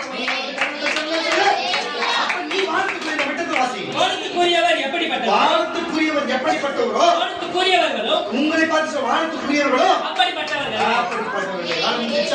கிறிஸ்தவன்றது உலக மனுஷர்களுக்கு ஒற்றுந்து ஆளே கிடையாது. அவங்க டோட்டலாவே வேற. அவங்க சொல்ற உபதேசம் நமக்கு செட் ஆகாது. புரியுதா? நம்ம உபதேசம் அவங்களுக்கு செட் ஆகும். அவங்க சொல்ற உபதேசமோ, அவங்க பாக்குற ஞானமோ, சாத்திரமோ, சம்பிரதாயமோ நமக்கு செட் ஆகாது. நாள் படைக்கப்பட்ட எல்லா நாளும் தேவன் நம்ம கொடுத்த எல்லா கடமையும், எல்லா நாளும், எல்லா நேரமும், எல்லா ஆண்டும் எல்லாமே மனுஷனுக்கு நல்லதுதான். மனுஷனே நல்லதுக்கு தான் மனுஷன். ஹல்லேலூயா. எந்த நேரம், காலம், சூழ்நிலை, எந்த எமகண்டம், எந்த காரியம் நமக்கு கிறிஸ்தவங்களுக்கு கிடையாது. அது நம்பர்களுக்கு அவங்களோட போகட்டும், நமக்கு அது கிடையாது. எல்லாமே நல்லதுதான். நல்லதை பேசு, நல்லதை நினை, நல்லதை செஞ்சு, நல்லதை செய்யு. ஹல்லேலூயா. உனக்கு நல்லதே நடக்கும். ஹல்லேலூயா. எதுக்கு இதை சொல்லுகிற கர்த்தருடைய பிள்ளைகளை பாருங்க, இப்படிப்பட்ட காரியம் இருக்கிறது. ஆனால் உங்களை பார்த்து சொல்லுகிறேன், இந்த இஸ்ரவேல் மக்களும் இந்த உலகத்தில் இருக்கிற மக்களும் இவள் என்னென்ன காரியத்தை செய்கிறாங்க பாருங்க. தேவனை கோபப்படுத்தி, எப்படி ஆதாமும் ஏவாளும் சேர்ந்து தேவனை கோபப்படுத்தினார்களோ, எப்படி தேவன் இன்னைக்கு உலகத்தில் இருக்கிற மக்கள் பாருங்க, அவங்க போட்டுக்கிற வஸ்திரத்திலே பாருங்க, வஸ்திரத்திலே ஒரு மாற்றம். அந்த நாட்கள் நல்லா புரிஞ்சுக்கொள்ளுங்க. ஆதாம் ஏவாள் காலத்துல வஸ்திரம் இல்லை. அதனால அவங்களுக்கு தேவனுடைய அவங்க வாழ்த்துக்குரியவர்களா இருக்கிறதுனால அந்த வெக்கம் இல்லாம இருந்தது. அதுக்கப்புறம் அவர்கள் மண்ணுக்குரிய மாறி போனதுனால அவங்க வெக்கப்பட்டு இறங்கி உடுத்தினாங்க. தேவன் செஞ்சாரு, அவங்களுக்கு ஒரு தோல் ஆடை உடுத்தி அவங்க தோல் ஆடை உடுத்தினார். புரிதா இல்லை உங்களுக்கு? ஒரு விலங்கு அடிச்சு அது தோலை அவங்களுக்கு கொடுத்தாரு. காரணம் தக்கவில்லை சொன்னாங்க. அப்போ உடலை நம்ம மறைக்கணும் என்பது தேவன் முதல் மறைக்கணும்னு சொல்லி கொடுத்திருக்கிற அப்பா தன் பிள்ளைகளுக்கு உடலை மறைக்க அந்த வஸ்திரத்தை கொடுத்திருக்கிற கருத்தை சொல்லுங்க. இன்றைக்கு மறைக்க வேண்டிய வஸ்திரத்தினாலே இன்னைக்கு எல்லா பிள்ளைகளும் சரி குறைத்து கொண்டே வருகிறது. ஆமாவா இல்லையா? ஆமாவா இல்லையா? இன்னைக்கு நம்ம சபையில அப்படி இல்லாத சபையில இப்ப கொஞ்சம் ஆரம்பிச்சிருச்சீங்க. எங்க போய் முடியுமோ தெரியல. கர்த்தர் எல்லாத்தையும் பார்த்துதான் இருக்கிறார். ஹல்லேலூயா. கொஞ்சமா குறைய ஆரம்பிச்சு. இவங்களாம் யார்? இந்த வஸ்திரங்களிலே தேவனுக்கு பிடிக்காத காரியம் செய்வோம். யார் இவங்களா? மண்ணுக்குரியவர்கள். அல்லேலூயா. இவ்வளவு மண்ணுக்குரியவர்கள். அல்லேலூயா. நீங்கள் எப்படிப்பட்ட நீங்கள் வானத்துக்குரியவர்களா இருந்தா நீங்கள் தேவன் மறைக்க கொடுத்ததை மறைக்க சொன்னதை நீங்கள் மறைப்பீர்கள். டிவியில பேஸ்புக்ல பார்க்கிற நீங்கள் மறைப்பீர்கள். அதிலே தெரிஞ்சுக்கிறார் எவன் மண்ணுக்குரியவன் எவன் வானத்துக்குரியவன் என்று சொல்லி. அல்லேலூயா. அப்ப வானத்துக்குரியவனும் மண்ணுக்குரியவனுக்கு வித்தியாசம் ஓடுகிற உடையில இருக்கும், அவன் வாழ்கிற வாழ்க்கையில் இருக்கும், அவன் பேசுகிற விஷயத்துல இருக்கும், அவன் நடக்கிற நடையில இருக்கும். மண்ணுக்குரியவன் எப்படி பேசுவான்? அவன் அழிஞ்சு போறதையும் ஒருத்தர் கெடுக்கிறதையும் ஒருத்தர் வாழ்விடாத செய்கிறதையும் அவன் குடிக்கிறதையும் அவன் கெஜா அடிக்கிறதையும் அவன் மாத்திரை போறதையும் ஊசி போறதையும் அநேக விபத்துகள் உண்டாக்குறதையும் அநேக கொலை செய்கிறதும் கொலை முயற்சி திருடுறதும் பொய் சொல்றதும் இப்படிப்பட்ட காரியம் செய்கிறது எல்லாமே மண்ணுக்குரியவன். இதுல மன்னிக்கிறவன், மன்னித்து சபைக்கு கொண்டு வருவன், உத்தம வாழ்வன், ஒழுக்கமா வாழ்வன், கீழ்ப்படிஞ்சு வர வசனத்துக்கு வார்த்தைக்கு கீழ்ப்படிஞ்சு 1000 பிரச்சனை சோதனை வந்தாலும் அது ஒழுக்கமாய் ஒழுங்கா தன் பரிசுத்தத்தை காத்து கொண்டு வாழ்கிறவங்க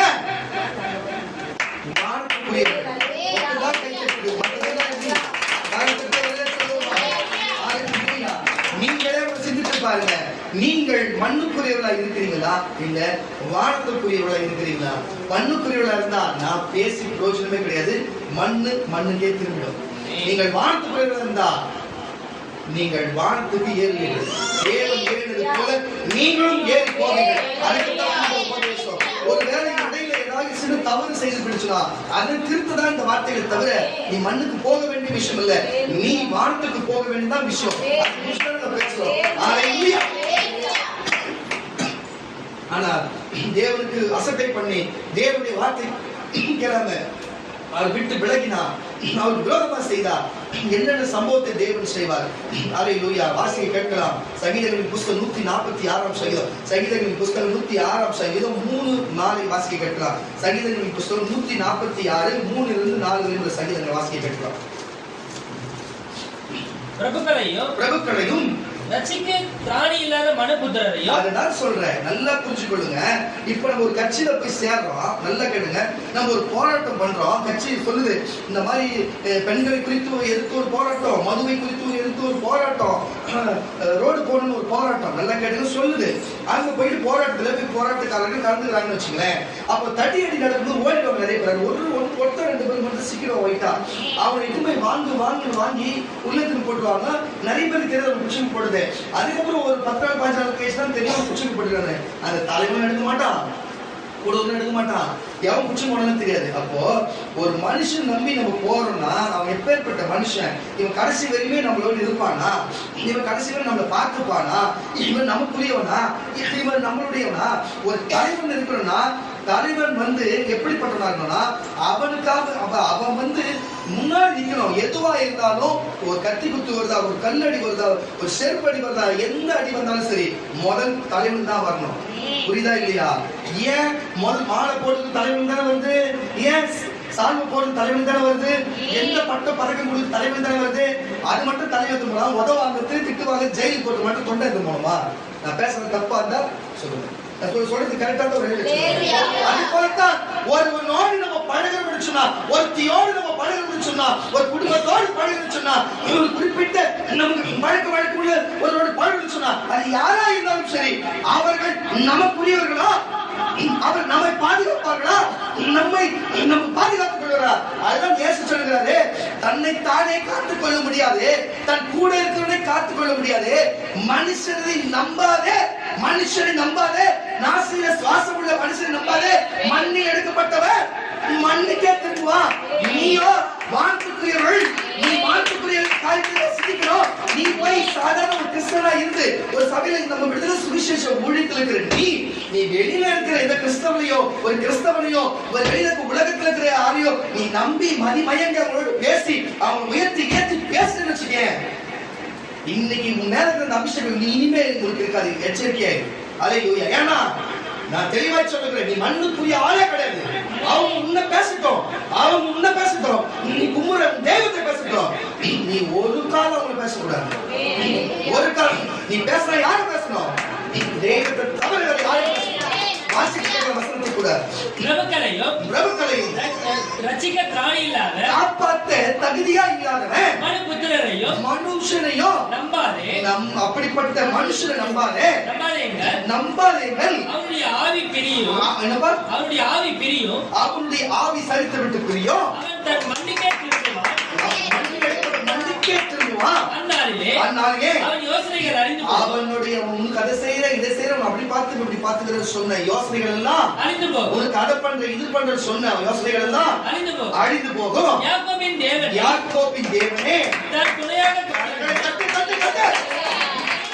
யாக்கோபின் தேவனே, தன் துணையாக கொண்டிருந்து தன் துணையாக கொண்டிருந்து தன் தேவனாகிய கர்த்தர் மேல் தன் தேவனாகிய கர்த்தர் மேல் நம்பிக்கை வைக்கிறவன் நம்பிக்கை வைக்கிறவன் உள்ள வரும்பொழுதே உங்களை பார்த்து இயேசு ஒரு வார்த்தை சொன்னார்ல,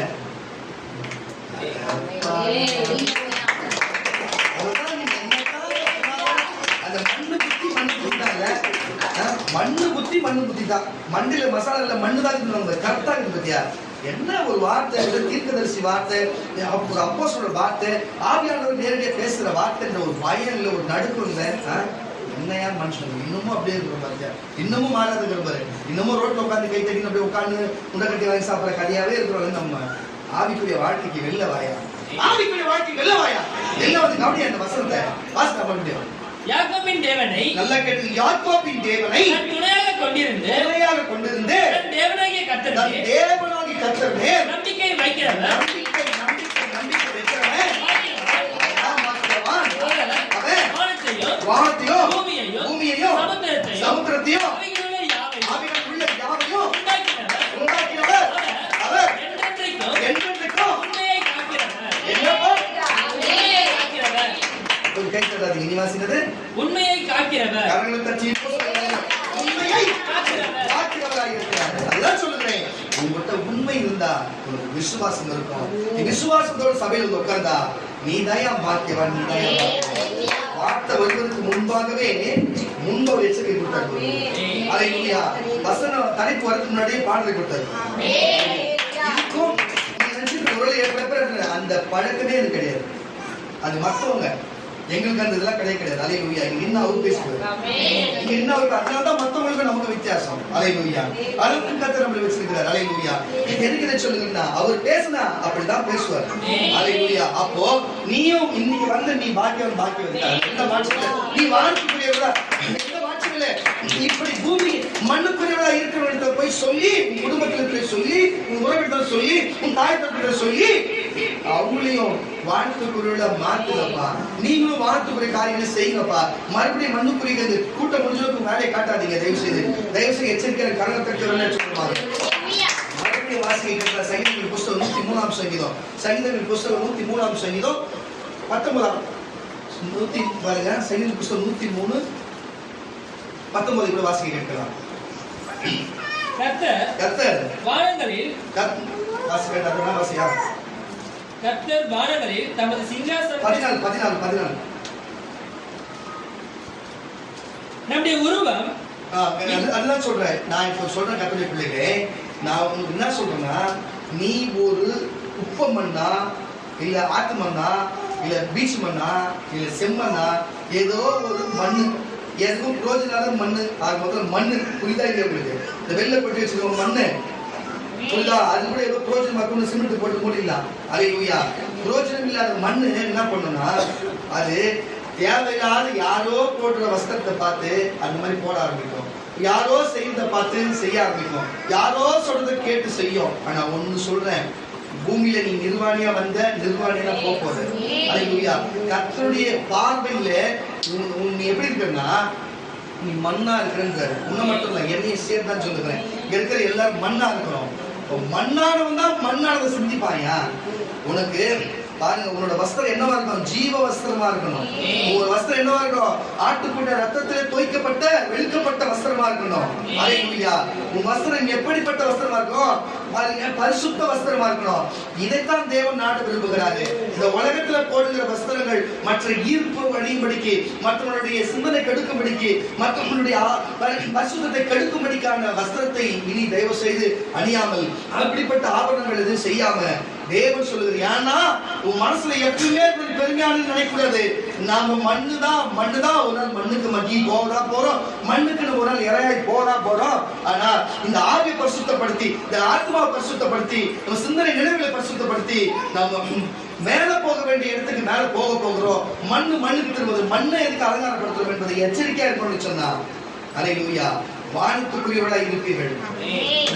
உடம்பு சரியில்லை ஹாஸ்பிட்டலுக்கு போவாத அப்படின்னு சொல்ல, அதுக்கு நல்ல வஸ்திரம் போடாத அப்படின்னு சொல்ல. நான் சொல்றது புரியுதா இல்லை? அழகா நல்ல சுடிதார் இருக்குது, நல்ல புடவை இருக்குது, நம்ம தமிழ் கலாச்சாரத்தில் இருக்கிற வஸ்திரம் இருக்குது. புரியுதா இல்லையா? பாருங்க, கிழக்கத்திய மேற்கத்திய நாட்டில் இருக்கிற பல வஸ்திரங்கள் எல்லாம் இப்ப இருக்கிற பிள்ளைகள் எல்லாரும் அதை ஆரம்பித்திருக்கிற வெளியில அதுதான் நடக்குது. நான் சொல்ல வந்த அடுத்த கட்டம் நடக்க போகுது. இப்போ மேற்கத்திய நாடுகளை போல நம்ம தமிழ் கலாச்சாரம் மாறப்போகிறது. முன்னாடியே நான் எச்சரிக்கை கொடுக்குறேன், வேற ஒன்றும் இல்லை, எச்சரிக்கை கொடுக்குறேன். இப்பவே நம்ம கவனத்தில் இருக்கணும். கரணை தட்டி வெளில வச்சுக்கணும். இப்பவே நான் ஒரு ஊழியக்காரன், ஞாயிற்றுக்கிழமைனா இன் பண்ணி தான் வருவேன். பாத்தீங்களா? இன் பண்ணி பெல்ட் போட்டு கரெக்டா இன் பண்ணி, சில நேரம் டை கட்டுவேன். டை கட்டா அனலா இருக்கிறதுனால கட்ட முடியல, ஃபேன் போட்டுருந்தா நான் கட்டியிருப்பேன், டை கட்டிருக்கோம். இப்போலாம் போட்டு வரதான் ஏசப்பா சொல்லியிருக்காரு, நான் கொஞ்சம் போடாத இருக்கேன். போடுவேன், பிரச்சனை இல்லை. இந்த கரலா போடுவேன். எதுக்கு போட்டா நான் பெரிய பணக்காரனா? போட்டா வசதியானதா? இன் பண்ணி போட்டா நான் பெரிய ஆளா? ஒன்றும் கிடையாது. கொடுக்குற வார்த்தைக்கு ஒரு மரியாதையா இருக்கிறதுக்காக, கனமா இருக்கிறதுக்காக இந்த வஸ்திரத்தை நம்ம அணிஞ்சிருக்கோம். புரியுதா இல்லையா? அல்லேலூயா. அதுதான் விஷயமே தவிர வேற ஒன்றுத்துக்கும் இல்லை. ஆனா இப்போ இடையில பாக்குற ஒரு டவுசர் ஒருத்தர் போட்டுன்னு ஒரு மைக் வச்சுன்னு சர்ச்சில் பிரசங்கம் பண்றான்பா. இப்படி கோடு வாரி ஒரு இந்த சின்ன பசங்க இப்படி அறுப்பு போட்டுன்னு இப்படி போட்டுன்னு பாத்தீங்களா? கத்தாவே ஒரு நாள் போடும்போது அப்படியே நம்ம குத்தி இந்த பக்கம் கோடு போடும்போது இந்த பக்கம் குத்தி இந்த பக்கம் பர்மனெண்ட் ஆகிடணும். இப்படி கோடு போட்டு மண்டையில் ஒரு இறக்கி மூளைக்கிட்ட போய் டச் பண்ணி வெளில வரணும். அதோட 10 நிமிஷம் என்ன பேச மறந்து போகணும். அப்படிப்பட்ட ஒரு 100 பேருக்கு இந்த ஊர்ல ஆச்சு வச்சுங்க. அந்த மாதிரி சேஷ்டைகள்லாம் செய்ய மாட்டாங்க. நல்லா இருக்கு. இப்படி போடும்போது கரெக்டாக 10 தைக்கணும். அப்படியே மூஞ்சி பாக்கிறதுக்கு பிடிக்காது. எங்க ரவுடி போய் வேலைக்கே சேர்க்கக்கூடாது. அந்த ஆளுங்க வேலைக்கே சேர்க்கக்கூடாது. அந்த மாதிரி நடக்கணும். ஏசுவின் நாமத்தால. எதுக்கு இதை சொல்றேன்னா, நல்லா இருக்கிற முகம், நல்லா இருக்கிற புருவத்தை இப்படி போட்டு சரி ஊர்ல இருக்கிற செய்யுதுன்னா சரி போகுது. ஆனா அப்படி செய்யறதுக்கே நம்ம செய்யக்கூடாதுன்னு சொல்றோம். ஆனா நான் என்ன சொல்றேன்னா, ஒரு ஊழியக்காரன் செய்யலாமையா? ஒரு ஊழியக்காரன் இப்படிப்பட்ட காரியத்தை ஊழியக்காரன் செய்து அவன் போற டவுசரை போட்டு வந்து பிரசங்கம் பண்றான். இது நியாயமா? அதான் சொல்றேன், சபைக்குள்ள இப்படிப்பட்ட காரியம் வந்து இருக்கிறது. நம்மளும் எச்சரிக்கையா இருக்கணும்னு சொல்றேன். நான் சொல்றது சரின்னா ஒரு அழிய சொல்லுவேன், சரின்னா ஒரு அழிய சொல்லுமா? அதுக்குத்தான் சொல்ற கர்த்தருடைய பிள்ளைகளே, நம்ம மண்ணிலிருந்து எடுக்கப்பட்ட சிந்தனை உள்ளவர்கள் மண்ணுக்கு திரும்பாத ஒரு சிந்தனை இருக்கிறது. ஆனால் நம்ம வானத்துக்குரிய சிந்தனையோடு போகணும். நம்ம தேவ தூதர்களை போல, தேவனுடைய புத்திரனை போல, நம்ம தேவனுடைய மனுஷன், தேவனுடைய பிள்ளைங்க, அந்த எண்ணம் நமக்கு இருக்கணும். புரியுதா இல்லையா? என்னத்தான் மனுஷனோடு நம்ம வாழ்ந்தா கூட நம்ம அவங்க பூமிக்குரியவங்க கிடையாது, நம்ம வேற என்பதை, அதுவும் நம்ம விடுதலை சுவிசேஷம் ஒழித்த பிள்ளைங்கன்னா அதை விட கொஞ்சம் வேற. அதை தேவன் பார்க்கிறோம், தேவன் இறங்கி வருகிறோம், தேவன் உருவாடுகிறோம், தேவன் கேட்கிறோம். ஒரு ஸ்பெஷலான பிள்ளைகள் அது மட்டும் மாற்றக்கூடாது. தீர்க்கதரிசி பிள்ளைகள் எப்பயுமே அப்படிதான் இருக்கும். ஹல்லேலூயா. இப்படிப்பட்ட காரியம் வாசிக்க கேட்கலாம். நம்முடைய உருவம் என்னதென்று அவர் தேவன் அறிவார். நம் மண்ணென்று தேவன் மண்ணென்று நினைவு கூறுகிறார். அவரே சொல்றாரு, எப்பா நீ என்னத்தான் நீ ஸ்னோவார் போட்டாலும், என்னத்தான் நீ வந்து பேங்களூர் போட்டாலும், இப்ப வேற சிலது கருப்பா இருக்கிற மூச்சு வெளுப்பாது. இயேசுவின் நாமத்தாலே கேன்சர் வரும். எதுக்கு இதை சொல்லுன்னு சொன்னா, ஆனா அதுக்குன்னு ஒரு முறை இருக்குது. அந்த முறைப்படி செய்யணும். அல்லேலூயா. ஆனா தேவையில்லாத காரியம் செஞ்சா தோல் கேன்சரு வரும், வெண்குஷ்டம் வரும். தேவன் கொடுத்த முகம் தானே, தேவன் கொடுத்த நிறம் தானே. அப்ப தேவன் உங்களுக்கு வந்து கருப்பா படைச்சா, உங்களுக்கு கருப்பை பத்தி உங்களுக்கு தெரியுமா? முதல்ல கருப்பா படிச்சா உங்களுக்கு ஏசப்பா வெள்ளையாப்ப நினைச்சிருக்கீங்க? யாருன்னா ஏசப்பா வெள்ளையாக்க நினைக்கிறீங்க? ஏசப்பா வெள்ளையாப்ப நினைக்கிறீங்களா? ஏசப்பா வெள்ளையா இருக்க மாட்டாரு. பார்த்துதான் உங்களுக்கு தெரியும், ஏசப்பா வெள்ளையாக்க மாட்டாரு. அவர் கிழக்கத்திய தேசத்துல இருக்கிற நம்ம வந்து ஆசிய கண்டத்துல இருக்கிறவங்க எல்லாம் வெள்ளக்காரங்க கிடையாது. போதும் புரிஞ்சு கொள்ளுங்க. அமெரிக்காவை தாண்டி இருக்கிற அந்த சைடு இருக்கிறவங்க வெள்ளக்காரன், அவன் தான் பால் மாதிரி வெள்ளையா இருப்பான். எல்லாம் பிணத்துல போட்டோல பார்த்தா வெள்ளக்கார மாதிரி இருக்கிற ஏசப்பா அப்படிலாம் இருக்க மாட்டாரு. நான் என்ன கலர்ல இருக்கிறேன், இதை விட கொஞ்சம் அதிகமா இருப்பாரு. அவள் தான் வித்தியாசம். வேற ஒண்ணும் கிடையாது. அவ்வளவுதான் கலர்லாம் இருக்க மாட்டாரு. ஆனா நம்ம கும்புற தெய்வமே இப்படிப்பட்ட தெய்வத்தை கொடுத்து நீங்க வெள்ளக்கார மாதிரி கலர் மாத்ததுக்கு உன் தோலோட கலரை மாத்ததுக்கு பாக்குறீங்க. கடவுள் கொடுத்த தோல், தேவன் கொடுத்தது மண்ணுக்கு மண்ணுக்கு போதான் போகுது. ஆனா பாதுகாக்கணும். ஆனா அது நமக்கு நோய் வர வைக்கிறது நியாயமா? அல்லேலூயா. யார் யாரை என்னென்ன கடவுள் படிச்சிருக்கிறாரோ அதெல்லாம் காரணால படைக்கல. அல்லேலூயா. ஆமாம் சொல்லுங்க. நான் ஒரு காரியத்தை சொல்ற பாருங்க. இந்த பனி பிரதேசத்துல நிறைய முயல்கள் கலரான முயலா இருக்குமா. ரொம்ப நாள் நிறைய முயல் விட்டுருந்தாங்க. ஆனா போய் பார்த்தா நிறைய முயலே காணாத போயிடுச்சான். முயலே காணாத போகுதுன்னு பார்த்தா வானத்துல இருந்து அந்த கழுகு வந்து முயல்கள் எல்லாம் தூக்கி போயிட்டான். ஆனா நல்ல உத்து கேமரால உத்து கவனிச்சு செக் பண்ணி பார்க்கும்போது அந்த வெள்ளை கலர் முயல் மட்டும் தப்பிச்சிருக்கலாம். எப்படி வெள்ளை கலர் முயல் மட்டும் தப்பிச்சிருக்கலாம். எதுனா நல்லா உத்து பார்த்தா அப்புறம் வெள்ளை கலர் முயல் ஒன்றும் எடுத்து தப்பிக்கல. மொத்த வெள்ளை கலர் முயலும் குட்டி போட்டு நிறைய பெருகிதான். ஏன்னா அந்த இடத்துல விஷயம் அந்த இடத்துல பனியோ வெள்ளையோ ஒன்னா இருக்கிறாங்க. மேலே கழுகுக்கு இருக்கிற முயல் டக்குன்னு கழுகு தனக்கு தப்பிச்சிருது. புரியுதா இல்லையா? அப்ப இந்திய தேசத்துல இந்த இந்திய மண்ணுக்கு நம்ம இந்த நிறம் தான் நம்ம உடலுக்கு ஆரோக்கியமான நிறம். எதுவுமே சரி, நமக்கு ஒரு பூச்சிங்க இருக்குதுன்னு சொன்னா, ஒரு பாம்பு, ஒரு சாரப்பாம்பு கருப்பு நிறத்துல இருக்கிறதா கரிசல் மண் இருக்கிற இடத்துல இருக்கும். ஒரு காடான இருக்கிற காடு இருக்கிற இடத்துல அது வந்து அங்க பாத்தீங்கன்னா ஒரு கோதுமை கலர்ல இருக்கும். புரியுதா இல்லையா?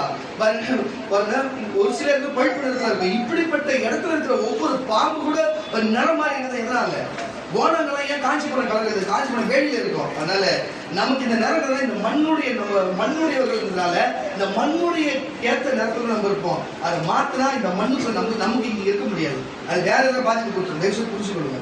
கரை தட்டி சொல்லுங்க. நடிகர் மாத்திரானா அவன் எப்படி நரகம் போறாயா? நடிகர் மாத்திரான இன்ஜெக்ஷன் போட்டு அதை போட்டு ட்ரீட்மெண்ட் பார்த்து போறானா அவன் கண்டிப்பா நரகம் போவான். அவனாலே அவனா வரப்போறது கிடையாது. எந்த செல்வங்களோ எந்த பணம் வச்சுக்கிற எவனும் பணம் வரப்போறது கிடையாது. அல்லேலூயா. நமக்கு ஏன் அந்த வேலை? நமக்கு தேவன் கொடுத்த நிறமோ தேவன் கொடுத்த செல்வம் நமக்கு என்னதே மாத்திரம். நமக்கு ஏன் மாத்திரம்? நமக்கு கொடுக்கப்பட்ட காரியத்தை எதுக்கு மாத்திரம்? இருந்து இல்லாத போனது கூட பரவாயில்ல, திருப்பி உயிர் கொடுக்கலாம். இருக்குது ஏன் மாத்தணும்? அல்லேலூயா. ஒருத்த மூக்க மாத்தினா, ஒருத்த வந்து முடிய மாத்தினா, ஒருத்த முகத்தை மாத்தினா, ஒருத்த கலரை மாத்தினா. யார் சொல்லுங்க? கடைசியில அவனையே மாத்தினாங்க. மைக்கேல் ஜாக்சன் இன்னைக்கு நரகத்துல இருக்கிறான். வேற எந்த மாற்றமும் இல்லை. அவன் கண்டிப்பா ஓப்பன் நரகம். அவனுக்கு அப்படிலாம் கிடையாது. நரகத்தை வெளியே சொல்லுங்க. ஒரு கருத்துல போட்டு வெள்ளையினமா மாறினா இன்னைக்கு சாகும்போது எப்படிப்பட்ட கேஸும் கையுமா எவ்வளவு அசிங்கப்பட்டு செத்தாங்க. என்னைக்கான அவனுக்கு ஒரு 4 டாக்டர் 5 டாக்டர் மேல வச்சிருந்தாங்க. ஆனா எந்த டாக்டர் வச்சு அவன் காப்பாற்ற முடிஞ்சதா? பணம் அவ்வளவு வச்சிருந்தான். அது போல நீ யாரு என்பதை தேவன் அறிந்திருக்கிறார். நீ மண் என்பதை அறிந்திருக்கிறார். தேவனுக்கு முன்பாக, கர்த்தருக்கு முன்பாக, சபைக்கு முன்பாக எப்படி நடக்கணுமோ அப்படி நடக்க வேணும். அப்படி நடந்தா தேவன் நம்மளை நடத்த வல்லவராக இருக்கிறார். மறுபடியும் வாசிக்க கேட்கலாம். அது சங்கீதங்களில் நம்முடைய உருவம் என்னதென்று அவர் அறிவார். நாம் மண் என்று நினைவு கூறுகிறார். மனுஷனுடைய நாட்கள் புல்லுக்கு ஒப்பாய். நல்ல கவனிங்க. புல்லுக்கு ஒப்பாய் இருக்கிறது. மனுஷனுடைய வாழ்க்கை புல்லுக்கு ஒப்பாய் இருக்கிறது. புஷ்பத்தை போல, புல்லின் புஷ்பத்தை போல பூக்கிறான். காற்று அதன் மேலே வீசின உடனே அது இல்லாம போகுது. அது இருந்த இடமோ இனி அதை அறியாது. அதுக்கே தெரியாததுக்கு அப்புறம் கர்த்தருடைய கிருபையோ அவருக்கு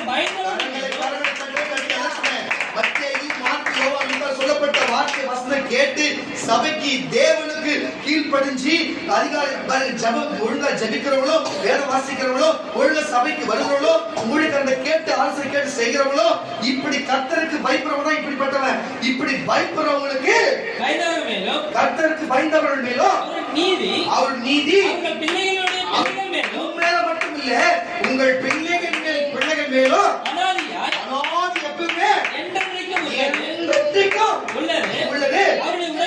அவருடைய உடன்படிக்கை கைக்கொண்டு சொல்லுகிற வார்த்தைப்படி செய்ய நினைக்கிறவர்கள் மேலேயே உள்ளது. வானங்களில் நமது சிங்காசனத்தை ஸ்தாபித்திருக்கிறார். அவருடைய ராஜரீகம் சர்வத்தையும் ஆளுகிறது. உலகத்தையாலும் வார்த்தையும் சர்வத்தையும் ஆளுகிறது. கர்த்தருடைய வார்த்தையை கேட்டு, கர்த்தருடைய வார்த்தை இன்றைக்கு நீ கேட்டு அவருடைய வசனத்தின்படி செய்கிற சௌகரியவான்கள் பாருங்க, உள்ளவாசியா சௌரியவான்களாகிய அவருடைய தூதர்களே அவரை ஸ்தோத்திரியுங்கள். கரங்களை தட்டி வரவேற்று அவரை நன்றி சொல்லுங்க. தொடர்ந்து நீங்க வந்து எல்லாமே ஸ்தோத்திரம் வரும். கேட்டடா அப்படியே வரும். ஏன்னா நன்றி சொல்லி நீங்க சொல்லணும். ஏன்னா இப்படி இப்ப உங்களுக்கு புரிஞ்சிச்சா? உங்களுக்கு ஏதோ தூதர்கள் சொன்ன மாதிரி இல்ல, நான் தான் சொல்றேன். உலகத்துக்கு மனுஷனா நீங்க கிடையாது. நீங்க மற்றவங்க சொல்றது கூட கிடையாது. இந்த உங்களுக்கு சுவிசேஷம் சொல்றீங்க ஸ்பெஷல். நீங்க கொஞ்சம் மட்டும் வாசிக்கா. அவருடைய தூதர்களே அவரை ஸ்தோத்திரியுங்கள். அவருடைய தூதர்களே அவரை ஸ்தோத்திரியுங்கள். தூதர்கள் அப்பா. ஹalleluya ஹalleluya அவர் ஸ்தோத்திரிங்கன்னு சொல்றார். அப்போ எவ்வளவு பவர்ஃபுல் நம்ம சாதாரண ஆள் கிடையாது. அத மனசுல புரிஞ்சுக்கணும். ஹalleluya. மற்ற உலகத்து மண்ணை போல அல்ல, உலகத்தில் இருக்கிற ஆவிக்குரிய பொருளை போல அல்ல, அதை விட நம்ம மேலாய் கர்த்தர் வைத்திருக்கிறார். இந்த சபைக்கு அப்படி மேல வைத்திருக்கிற என்ன விசுவாசம், என்ன நம்பிக்கை. ஹalleluya. அப்போ இந்த பூமியில கொண்டு போற புல்லுக்கும் பூவுக்குமாய் நம்ம போயிருக்கோம். காத்தடிச்சா வந்த தெரியாத போகிறது போல இருக்கும். ஆனா இருக்கிறது நிஜம்யா. ஆனா உலகத்துல இருக்கிற எல்லாம் மாயை. இன்னைக்கு இருப்போம் நாளைக்கு இல்ல. இன்னைக்கு இருக்கிற சூரியன் நாளைக்கு உதிக்குமா தெரியாது. இன்னைக்கு பெய்யறவங்க நாளைக்கு பெய்யுமா தெரியாது. இன்னைக்கு வர காத்து இன்னைக்கு வருமா தெரியாது. நாளைக்கு வர பால் வண்டி வருமா தெரியாது. நாளைக்கு பேப்பர் வண்டி வருமா தெரியாது. இன்னைக்கு பஸ் வருது நாளைக்கு ஃப்ரீயா விடுவாங்களா தெரியாது. இன்னைக்கு சாப்பாடு கிடைக்கிற நாளைக்கு கிடைக்குமா தெரியாது. இன்னைக்கு தூங்குற காலை எழுதுக்குமா தெரியாது. ஆமானவர்களே சொல்ல. அப்போ இப்படி நிலையில்லாத வாழ்க்கை எல்லாத்துக்கும் கேரண்டி கொடுப்பான். நம்ம வாழ்க்கைக்கு நமக்கு யாரும் கேரண்டி கொடுக்க முடியுமா சொல்லுங்களேன். வாங்குற ஷூக்கு கேரண்டி கொடுப்பான், வாங்குற பெல்ட்டுக்கு கேரண்டி கொடுப்பான். புரியுதா இல்லையா? நான் வாங்குற சில பொருட்களுக்கு சில காலத்து வீட்டுல இருக்கிற பொருள் கூட கேரண்டி கொடுப்பான். ஏன் ஒரு வீடு கட்டிருந்தா அது கூட கேரண்டி கொடுப்பான். ஹalleluya. உனக்கு எனக்கு கேரண்டி கொடுக்க முடியுமா? நம்ம எப்படி இருக்கிறோமோ கேரண்டியே இருக்கிறோமோ. சைனா செட்டு மாதிரி இருக்கிறோமோ. சைனா செட்டுக்கு செல்லுக்கோ போனுக்கோ எந்த ஒரு எழுத்துக்கள் பொருளுக்கு கேரண்டி கிடையாது. நம்ம கேரண்டியில தான் நம்ம போய் கேரண்டியானதை போய் பேச முடியுமா? தேவனை எடுத்து பேச முடியுமா? நீங்க செஞ்சு தப்பு தேவ அதை செய்யல, தேவ பார்க்கல, தேவ கண்ணு கூட இருக்குது, அண்ணன் ஜெபம் பண்ண மாட்டாரு, தம்பி ஜெபம் பண்ண மாட்டாரு, ஊழிக்காரங்க குறை சொல்லிக்கிது, தேவனை குறை சொல்லி நமக்கு எது நடக்க மாட்டேன்னு சொல்லிட்டு ஒரு மண்ணை உண்டாக்கின குயவனை பார்த்து ஏலகம் பேசலாமா? நீ இது எனக்கு செய்யல, சொன்னதுக்கு நிறைவேறல, செவிச்சு ஜபம் நிறைவேறல, நீ இது செய்யல சொல்லாமா? மண்ணாதான் இருக்கணும். குயவனை பார்த்து எதுவும் கேட்க கூடாது. நீ ஒழுங்கா இருந்தா அது என்ன செய்ய முடியும்? அந்த மண்ணுல என்ன வணைய முடியுமோ அதை வணைந்து உன்னை விலை போகிற பாத்திரமாய் மாற்றுவாரு. நீ உடைந்த பாத்திரமா இருக்கலாம். குயவன் இங்க இருக்கிற சபையில இருக்கிறாரு, நீ மண்ணா இருக்கிற குயவன் சபையில இருக்கிறார். நீ உடைந்த பாத்திரமான நீங்க விலை போகாத பாத்திரமா இருந்தாலும் சரி, நீங்க பயன்படாத பாத்திரம் வந்து சரி, நீங்க விலை போகிற எல்லாரும் பயன்படுத்த பாத்திரத்தை மாற்றி நீ அனுப்புவார். நீ மண்ணா இருக்கிற ஒத்துக்கோ, நீ மண்ணா இருக்கிற ஒத்துக்கோ, ஆனா களிமண்ணா இருக்கிற நினைச்சுக்கோ. அவர் வணைந்து உன்னை மற்றவங்க புரோஜனப்படுத்துவதை நடத்துவார். ஆமா நான் கருத்து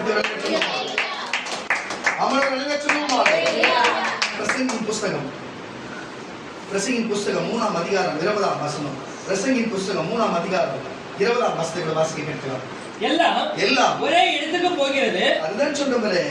எது வந்தாலும் சரி, இந்த பூமியில மனுஷன் எதுவா இருந்தாலும் எங்கிருந்து வந்துதா போகிறது, அது அங்கே போகிறது. எல்லாம் மண்ணிலே உண்டாகிறது, எல்லாம் மண்ணுக்கு திரும்புகிறது. வாசி. உயர ஏறும் மனுஷனுடைய மனுஷனுடைய ஆவி கரங்களை தட்டு. மண்ணில் எடுக்கப்பட்டது எல்லாமே மண்ணுக்கு திரும்பும். உயர எழுப்புகிற ஏறும் மனுஷனுடைய ஆவியையும். அப்ப ஆவி உயர ஏறும். புரிஞ்சுச்சா? அப்ப நம்ம ஆவி கண்டிப்பா பரலோகத்துக்கு போகும். ஏறுகிற ஆவியையும் தாழ பூமியில் இறங்கும். ஆவி பூமியில் இறங்கும். மிருகங்களுடைய ஆவியும் அறிகிறவன் யார்? அது அறிகிறவன் யார்? இப்படி இருக்கிறபடியால் மனுஷன் செய்கைகளில் தன்னுடைய செயல்களை எல்லாம் மகிழ்ச்சியா இருக்கிறார். அதுதான் சொல்றேன். இந்த பூமியில உனக்கு கொடுக்க வேண்டியது ஒன்னே ஒன்னானா சந்தோஷமா இருக்கணும். தேவனோட சந்தோஷமா இருக்கணும், குடும்பத்தோட சந்தோஷமா இருக்கணும், சபையோட சந்தோஷமா இருக்கணும். எது நடந்தாலும் சந்தோஷமா இருக்கணும். எது நடந்தாலும் உனக்கு நீ நல்லது செய்யணும், சந்தோஷமா இருக்கணும். சந்தோஷத்தினாலே சந்தோஷம் உண்டாகும். அதுதான் உனக்கு கொடுக்கப்பட்டது. வாசி. இப்படி இருக்கிறபடியால் மனுஷன் தான் செய்கிற செயலின் மகிழ்ச்சியா இருக்கும். அவன் செய்கிற செயல அவனுக்கு மகிழ்ச்சியா இருக்கும். நன்மையே அல்லாமல், அதான் சொல்றேன், நன்மையை தவிர வேற நன்மை இல்லை என்று. நன்மை தவிர வேற நன்மை இல்லை என்று. ஒண்ணுமே கிடையாது. நன்மை செய்கிறது தான் நன்மையே, நன்மை செய்கிறது தான் நன்மையே. அது தவிர வேற ஒண்ணு இல்ல. அதுதான் அவனுக்கு நன்மை என்று கண்டேன், நன்மை என்று கண்டேன். இதுவே அவன் பங்கு, இதுவே அவனுக்கு பங்கு. தனக்கு பின்வரும் காரியங்களை காணும்படி அவனை திரும்பி வர பண்ணுகிறவன் யார்? திருப்பியும் அதுதான் சொல்றேன். இப்ப போயிட்டு ஒரு வருஷத்தை தாண்டி போயிட்டோம், திருப்பி போக முடியுமா? ஒரு வேலை தீர்க்கதரிசியா தான் போகலாம், தேவன் அதுவும் அனுமதிச்சா, தேவன் காண்பிச்சா. புரியுதா இல்லையா? இல்லைன்னா யாராலையும் போக முடியும். ஆனா தேவன் இருக்கிற இடத்துலயும் இருக்கலாம், எல்லா இடத்துலயும் போகலாம். தேவனால முடியும். அதே முடியாது, அந்த மனுஷனால முடியாது இல்ல, மண்ணுக்கு அது முடியாது இல்ல. அப்போ இருக்கிற ஒவ்வொரு நாளும் பொன் போன்றது, காலம் நமக்கு பொன் போன்றது. இந்த காலம் நேரம் போயிடுச்சா திருப்பி பிடிக்க முடியாது. அதுல இருக்கும் போதே பரிசுத்தையும், இருக்கும் போதே கடவுளுக்கு ஏதாவது ஒண்ணு செய்து தெய்வத்தை தேடி பரிசுத்தம் உத்தமா இருக்கும்போது குடும்பத்துல சந்தோஷமா மன மகிழ்ச்சியோட, வீடு இல்ல, வாகனம் இல்ல, அது இல்ல, ரெண்டாவது பட்சம் கொடுக்கிறதே கூலி பேசி கொடுக்கிறதே கொடுப்பாரு. அல்லேலூயா. இருக்கும் போதே சந்தோஷமா வாழியா. வந்ததுக்கு அப்புறம் வீட்டுல சந்தோஷம் என்னையா பண்றது? எல்லா வந்து சந்தோஷமா வந்துருமா? எத்தனை கோடீஸ்வரனுக்கு இல்லாத சந்தோஷம் உனக்கு எனக்கு கொடுத்து வச்சுக்கா. எதுக்கு இதை சொல்றா? அதே பிரசங்கின் புஸ்தகம் 12ஆம் அதிகாரம், அதே பிரசங்கின் புஸ்தகம் 12ஆம் அதிகாரம் 7ஆம் வசனம். பிரசங்கின் புஸ்தகம் 12ஆம் அதிகாரம் 7. இவ்விதமாய் மண்ணானது கரங்களை தட்டு தட்டு ஏழப்பா, இவ்விதமாய் மண்ணானது தான் முன்னிருந்த பூமிக்கு திரும்பி ஆவி தன்னை தந்த தேவனுக்கு மண்ணானது மறுபடியும் பூமிக்கு திரும்புகிறது. தான் தேவன் தந்த ஆவியானது தேவனுக்கு திரும்பி மறுபடியும் என்னப்பா கோபாலனுக்கு முன்னும் நீ உன்னோட உச்சரிப்பு சரியா வரமாட்டேங்குது. என் காது சரியா விட மாட்டேங்குது. என்ன தெரியும்? கலிவா வாசில மைக் சரியில்லையா? என்ன தெரியும்? கொஞ்சம் பார்த்து தெளிவாசி. ஆவி தன்னை தந்த தேவனிடத்திற்கு மறுபடியும் கோபாலனுக்கு முன்னும் அவரை உன் வாழ்வு பிரயாணத்திலே தட்டு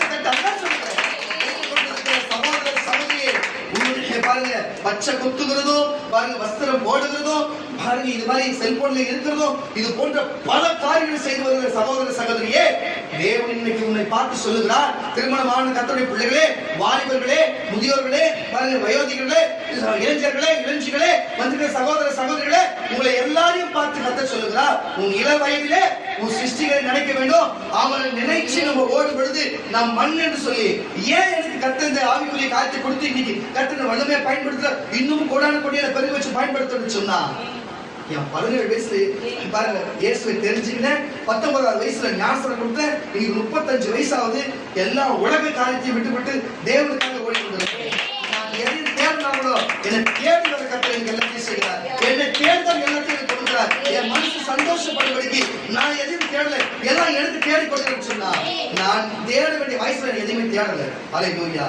அந்த கர்த்தர் பார்க்கிறார். அதை உனக்கு நான் சொல்லுகிறேன், இந்த வாய்ப்பு வயசு சுத்துல அங்க போல நினைக்காத, நீ தேவனை தேடு. உனக்கு ஒரு நாள் தேடி வருகிற காரியம் எல்லாமே தேடி. இது நம்ம போல அங்க போல இங்க போல இங்க செய்யல, அதை சாப்பிடல, இதை பண்ண அப்படிலாம் இல்லை. உனக்கு தேடி வருவது வரும். தேவன் படுக்கிறது நினைக்கும். கரணத்தக்க சொல்லி ஆசைப்படலாம். இவ்விதமாய் மண்ணானது தான் முன்னிருந்த பூமிக்கு திரும்பி ஆவி தன்னை தந்த தேவனிடத்திற்கு திரும்பும். இப்ப பாயிண்ட் வந்துச்சா? நீங்க ஆதியாகம புஸ்தகத்துல போய் பார்த்திருக்க மாட்டீங்க. நான் அதுக்கு அடுத்த வசனத்தையும் பார்த்துக்க மாட்டீங்க. ஆனா இதுல வசனம் வந்துச்சா? பாருங்க, சரீரம் மண்ணால இருந்து சரீரம் மண்ணுக்கே திரும்புது. தேவன் தந்த ஆவி தேவன் திரும்புது. ஆத்மா எங்க போகுது? பரலோகத்துக்கு போகுது. புரியுதா இல்லையா? எங்க இளைப்பாறுதல் ஸ்தலம் சொல்லப்படுகிற பரதேசிக்கு போகுது. புரிஞ்சுதா இல்லையா? மூணு இடம் போயிடுது. நினைவாற்றல் ஆத்மாவில் தான் இருக்கும். புரியுதா? உயிர் என்பது ஒரு சக்தி. நம்ம ஒரு மினிஸ்டர் ஒரு பேட்டரியில இருக்கிற ஒரு பேட்டரி வண்டி ஓடுறா, பேட்டரியில இருக்கிற ஒரு பொருள் மாதிரி. புரியுதா உங்களுக்கு? இப்போ இன்ஜின்ல வண்டி ஓடுறா, அது இருக்கிற பெட்ரோல் மாதிரி. புரியுதா இல்லையா உங்களுக்கு? லைட் இருக்குன்னா அது இருக்கிற கரண்ட் மாதிரி. புரியுதா உங்களுக்கு? அது போல நமக்கு இது ஏங்கணும்னா, இந்த சரீரத்துல ஏங்கணும்னா அந்த உயிர் அந்த ஜீவன் நமக்கு இருக்கணும். அது எங்க வந்து நாட்டுல வந்த இடத்துக்கே போயிடுது. ஆத்மா தான் மெமரி. அது எங்க போகுது? பரதேசிக்கு போகுது. புரியுதா இல்லையா? இந்த வண்டி இந்த சரீரம் எங்க போகுது? கைலாங்கடிக்கு போற மாதிரி மண்ணுக்கு போகுது. கரெக்டா சொல்லுவோமா? வாசிக்கிற வந்து ஆவி தன்னை தந்த மறுபடியும் போவதற்கு முன்னே அவரை வாலிப பிரயாணத்திலே நினை மாயை எல்லாமே உலகம் எல்லாம் மாயை எல்லாம் மாயை என்று பிரசங்கி சொல்லுகிறார். மேலும் பிரசங்கி ஞானவானாய் இருந்தபடியால் அவன் ஜனத்துக்கு அறிவை போதித்து கவனமாய் கேட்டாராயிருந்து அநேகம் நீதிமொழிகளை சேர்த்து எழுதினார். அப்ப நான் சொல்லுகிற இந்த வார்த்தைகளின் வசனத்தை எழுதியிருக்கிற ஒழுங்கா எல்லாத்தையும் கேட்டு நம்ம புரிந்து கொண்டு வயசுல வாலிப பிரயாணத்துல எல்லாரும் கேட்டுக்கொண்டு அவரை நம்ம நேசம் இந்த ஆவி அவர்கிட்ட போற காட்டிங்க எப்படி இந்த உயிர் அவருக்கு போற காட்டிங்க அவர் நேசிச்சு வாழ வேண்டும். பாருங்க, நரகத்துக்கு ஆத்மா தான் போகும், புரியுதா இல்லையா? ஆவி நல்லவனா கெட்டவனா இருந்தாலும் அதை உண்டாக்கின தேவனத்துக்கு போவோம். மாம்சம் நல்லவங்க கெட்டவனா இருந்தா எங்க போவோம்? மண்ணுக்கு தான் போவோம், புரியுதா இல்லையா? ஆத்மா மெமரி மட்டும்தான் நல்லவனா இருந்தா பரதேசிக்கும், கெட்டவனா இருந்தா பாதாளத்துக்கும் போவோம். நீங்க யாரு? மண்ணா, கிறிஸ்தவனா, தூதனா?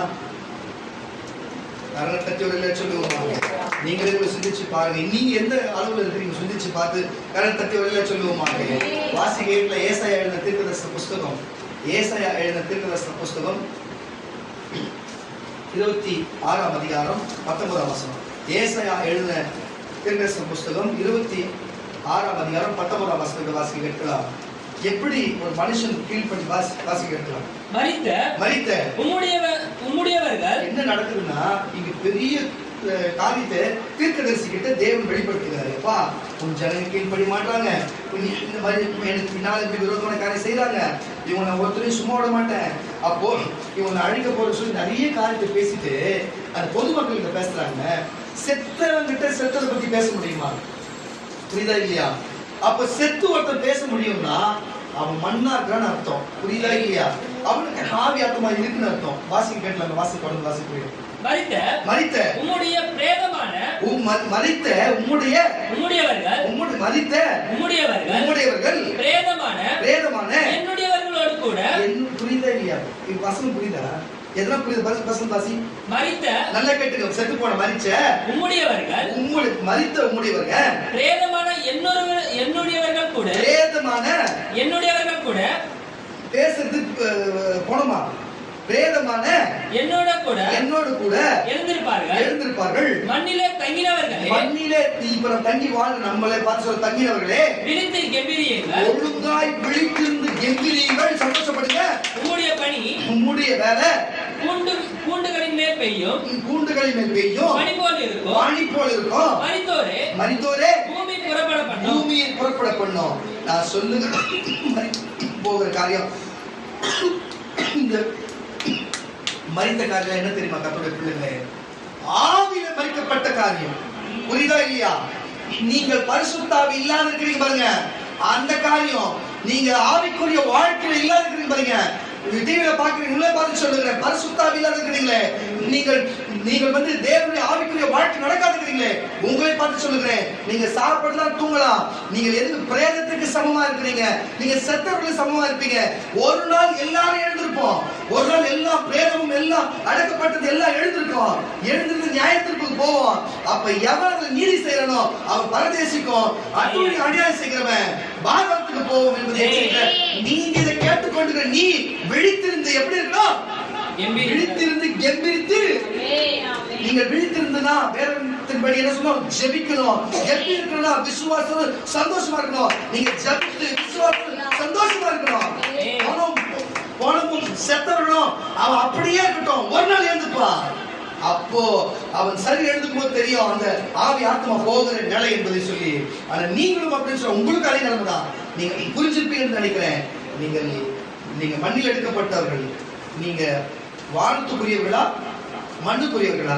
வானத்துக்குரிய ஒரு அழகிய சொல்ல வானத்துக்குரியவர் சொன்னா தேவனால் பூமியிலும் சாப்பிட முடியும், நடக்க முடியும், பேச முடியும், அற்புதம் செய்ய முடியும். ஆனா வானத்துக்குரியவர் நான் உங்களுக்கு சொல்லுகிறேன், நீங்களும் வானத்துக்குரியவர் தான். பூமியில் நடக்க முடியும், பேச முடியும், சாப்பிட முடியும், உங்களாலேயும் பரலோகத்துக்கு போக முடியும்.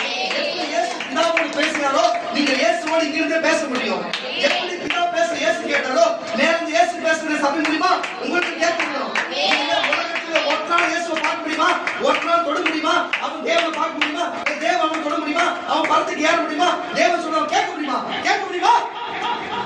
அதனால தான் அவன் மண்ணே, அவன் மண்ணாவே கிடக்குறான். அவன் பேசினா கூட அவன் மண்ணு பிரேதமா கிடக்குறான். ஆனா நீங்கள் பேசலனாலும் ஜீவாத்மாவா இருக்கீங்க, நீங்க பூமனா இருக்கீங்க, அது தேவ புத்திரனா இருக்கீங்க. நீங்கள் புரிஞ்சு கொள்ளுங்க கர்த்தருடைய பிள்ளைகளே. நம்ம மண்ணாசையும் மண்ணுக்குரிய காரியம் வேணாம். வானத்துக்குரியவர்கள் வானத்துக்குரிய ஆதாமால பிறந்த ரைட்டு, இயேசு ரத்தத்தினால ஒரு ஆதாமால பாவம் வந்தாச்சு, அந்த ஆதாமால எல்லாம் பாவப்பட்டாச்சு. ஒரே இரண்டாவது பிறந்த ஆதாமாவே இயேசுவால வந்தோம், அவர் ரத்தத்தாலே நம்ம கழுவப்பட்டு. புரிஞ்சுச்சா இல்லையா? இன்னைக்கு இயேசு நமக்கு தகுப்ப நமக்கு ஆதாம் இல்லை, இயேசு தகுப்பு சொன்னா வானத்துக்குரியவர்களா இனிமே வாழ்ப்போம். இனிமே வானத்துக்குரியவர்களா வாழ்ப்போம். கரெக்டாக சொல்லுவாங்க வானத்துக்குரிய. அதே இயேசு தீர்க்கதரிசன புஸ்தகம் 29ஆம் அதிகாரம் 16ஆம் வசனம். ஏசாயா தீர்க்கதரிசன புஸ்தகம் 29ஆம் அதிகாரம் 16ஆம் வசனம். இது அப்படியே உல்டா வருதுல்ல இந்த வசனம். முன்னாடி சொல்றது இப்ப பின்னால சொல்றது. வாசிக்க கேட்கலாம். அதெல்லாம் கவனிப்பீங்க. சொல்றது நான் வாசிக்கா. ஆம், நீங்கள் எவ்வளவு மாறுபாடு உள்ளவர்கள். குயவன் களிமண்ணுக்கு சமமாக எவ்வளவு மாறுபாடு. குயவன் களிமண்ணுக்கு சமமாக எண்ணப்படலாமோ? அதுதான் சொல்றேன். தேவனுக்கு நம்ம சமமா எண்ணப்படலாமா? தேவன் நமக்கு சொன்னா என்ன சொல்றேன்னா, தேவன் உன்னை தம்முடைய தூதன் என்றும் தம்முடைய பிள்ளை என்றும் என் மகனே மகளே என்று சொல்லியும் தேவன் நமக்கு அப்பான்னு சொன்னா அவர் சொன்ன நம்ம நினைக்கல. ஆனா உலகத்துல தங்களை தேவன் என்றும் நல்ல கிடையாது, தங்களையே தேவன் என்றும் தேவன் அல்லாதவர்களை தேவர்கள் என்றும் இன்னைக்கு வாழ்ந்து கொண்டு இருக்கிற ஒரு கும்பல் இருக்குது.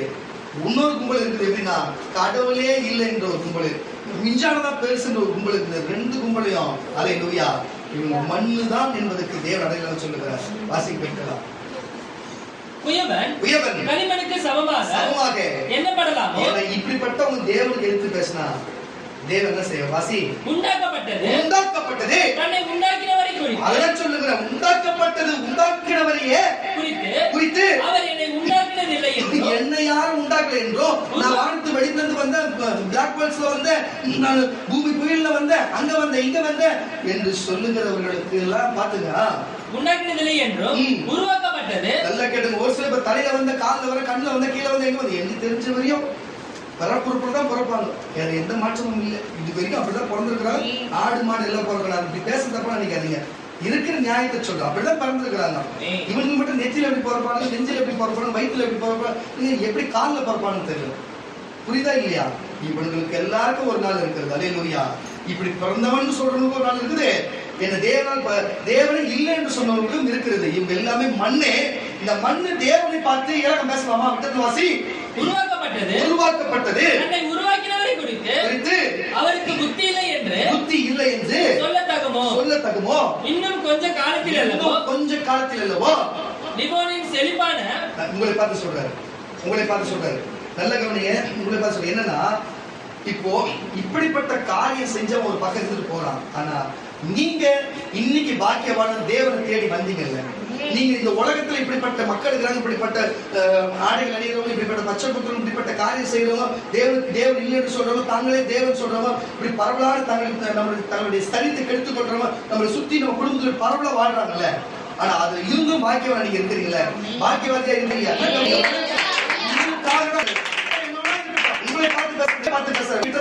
இன்னும் கொஞ்ச காலத்தில் செழிப்பான வயல்வெளிகளை தட்டி வயல்வெளியா மாறும். செழிப்பான காடாக எனப்படும்.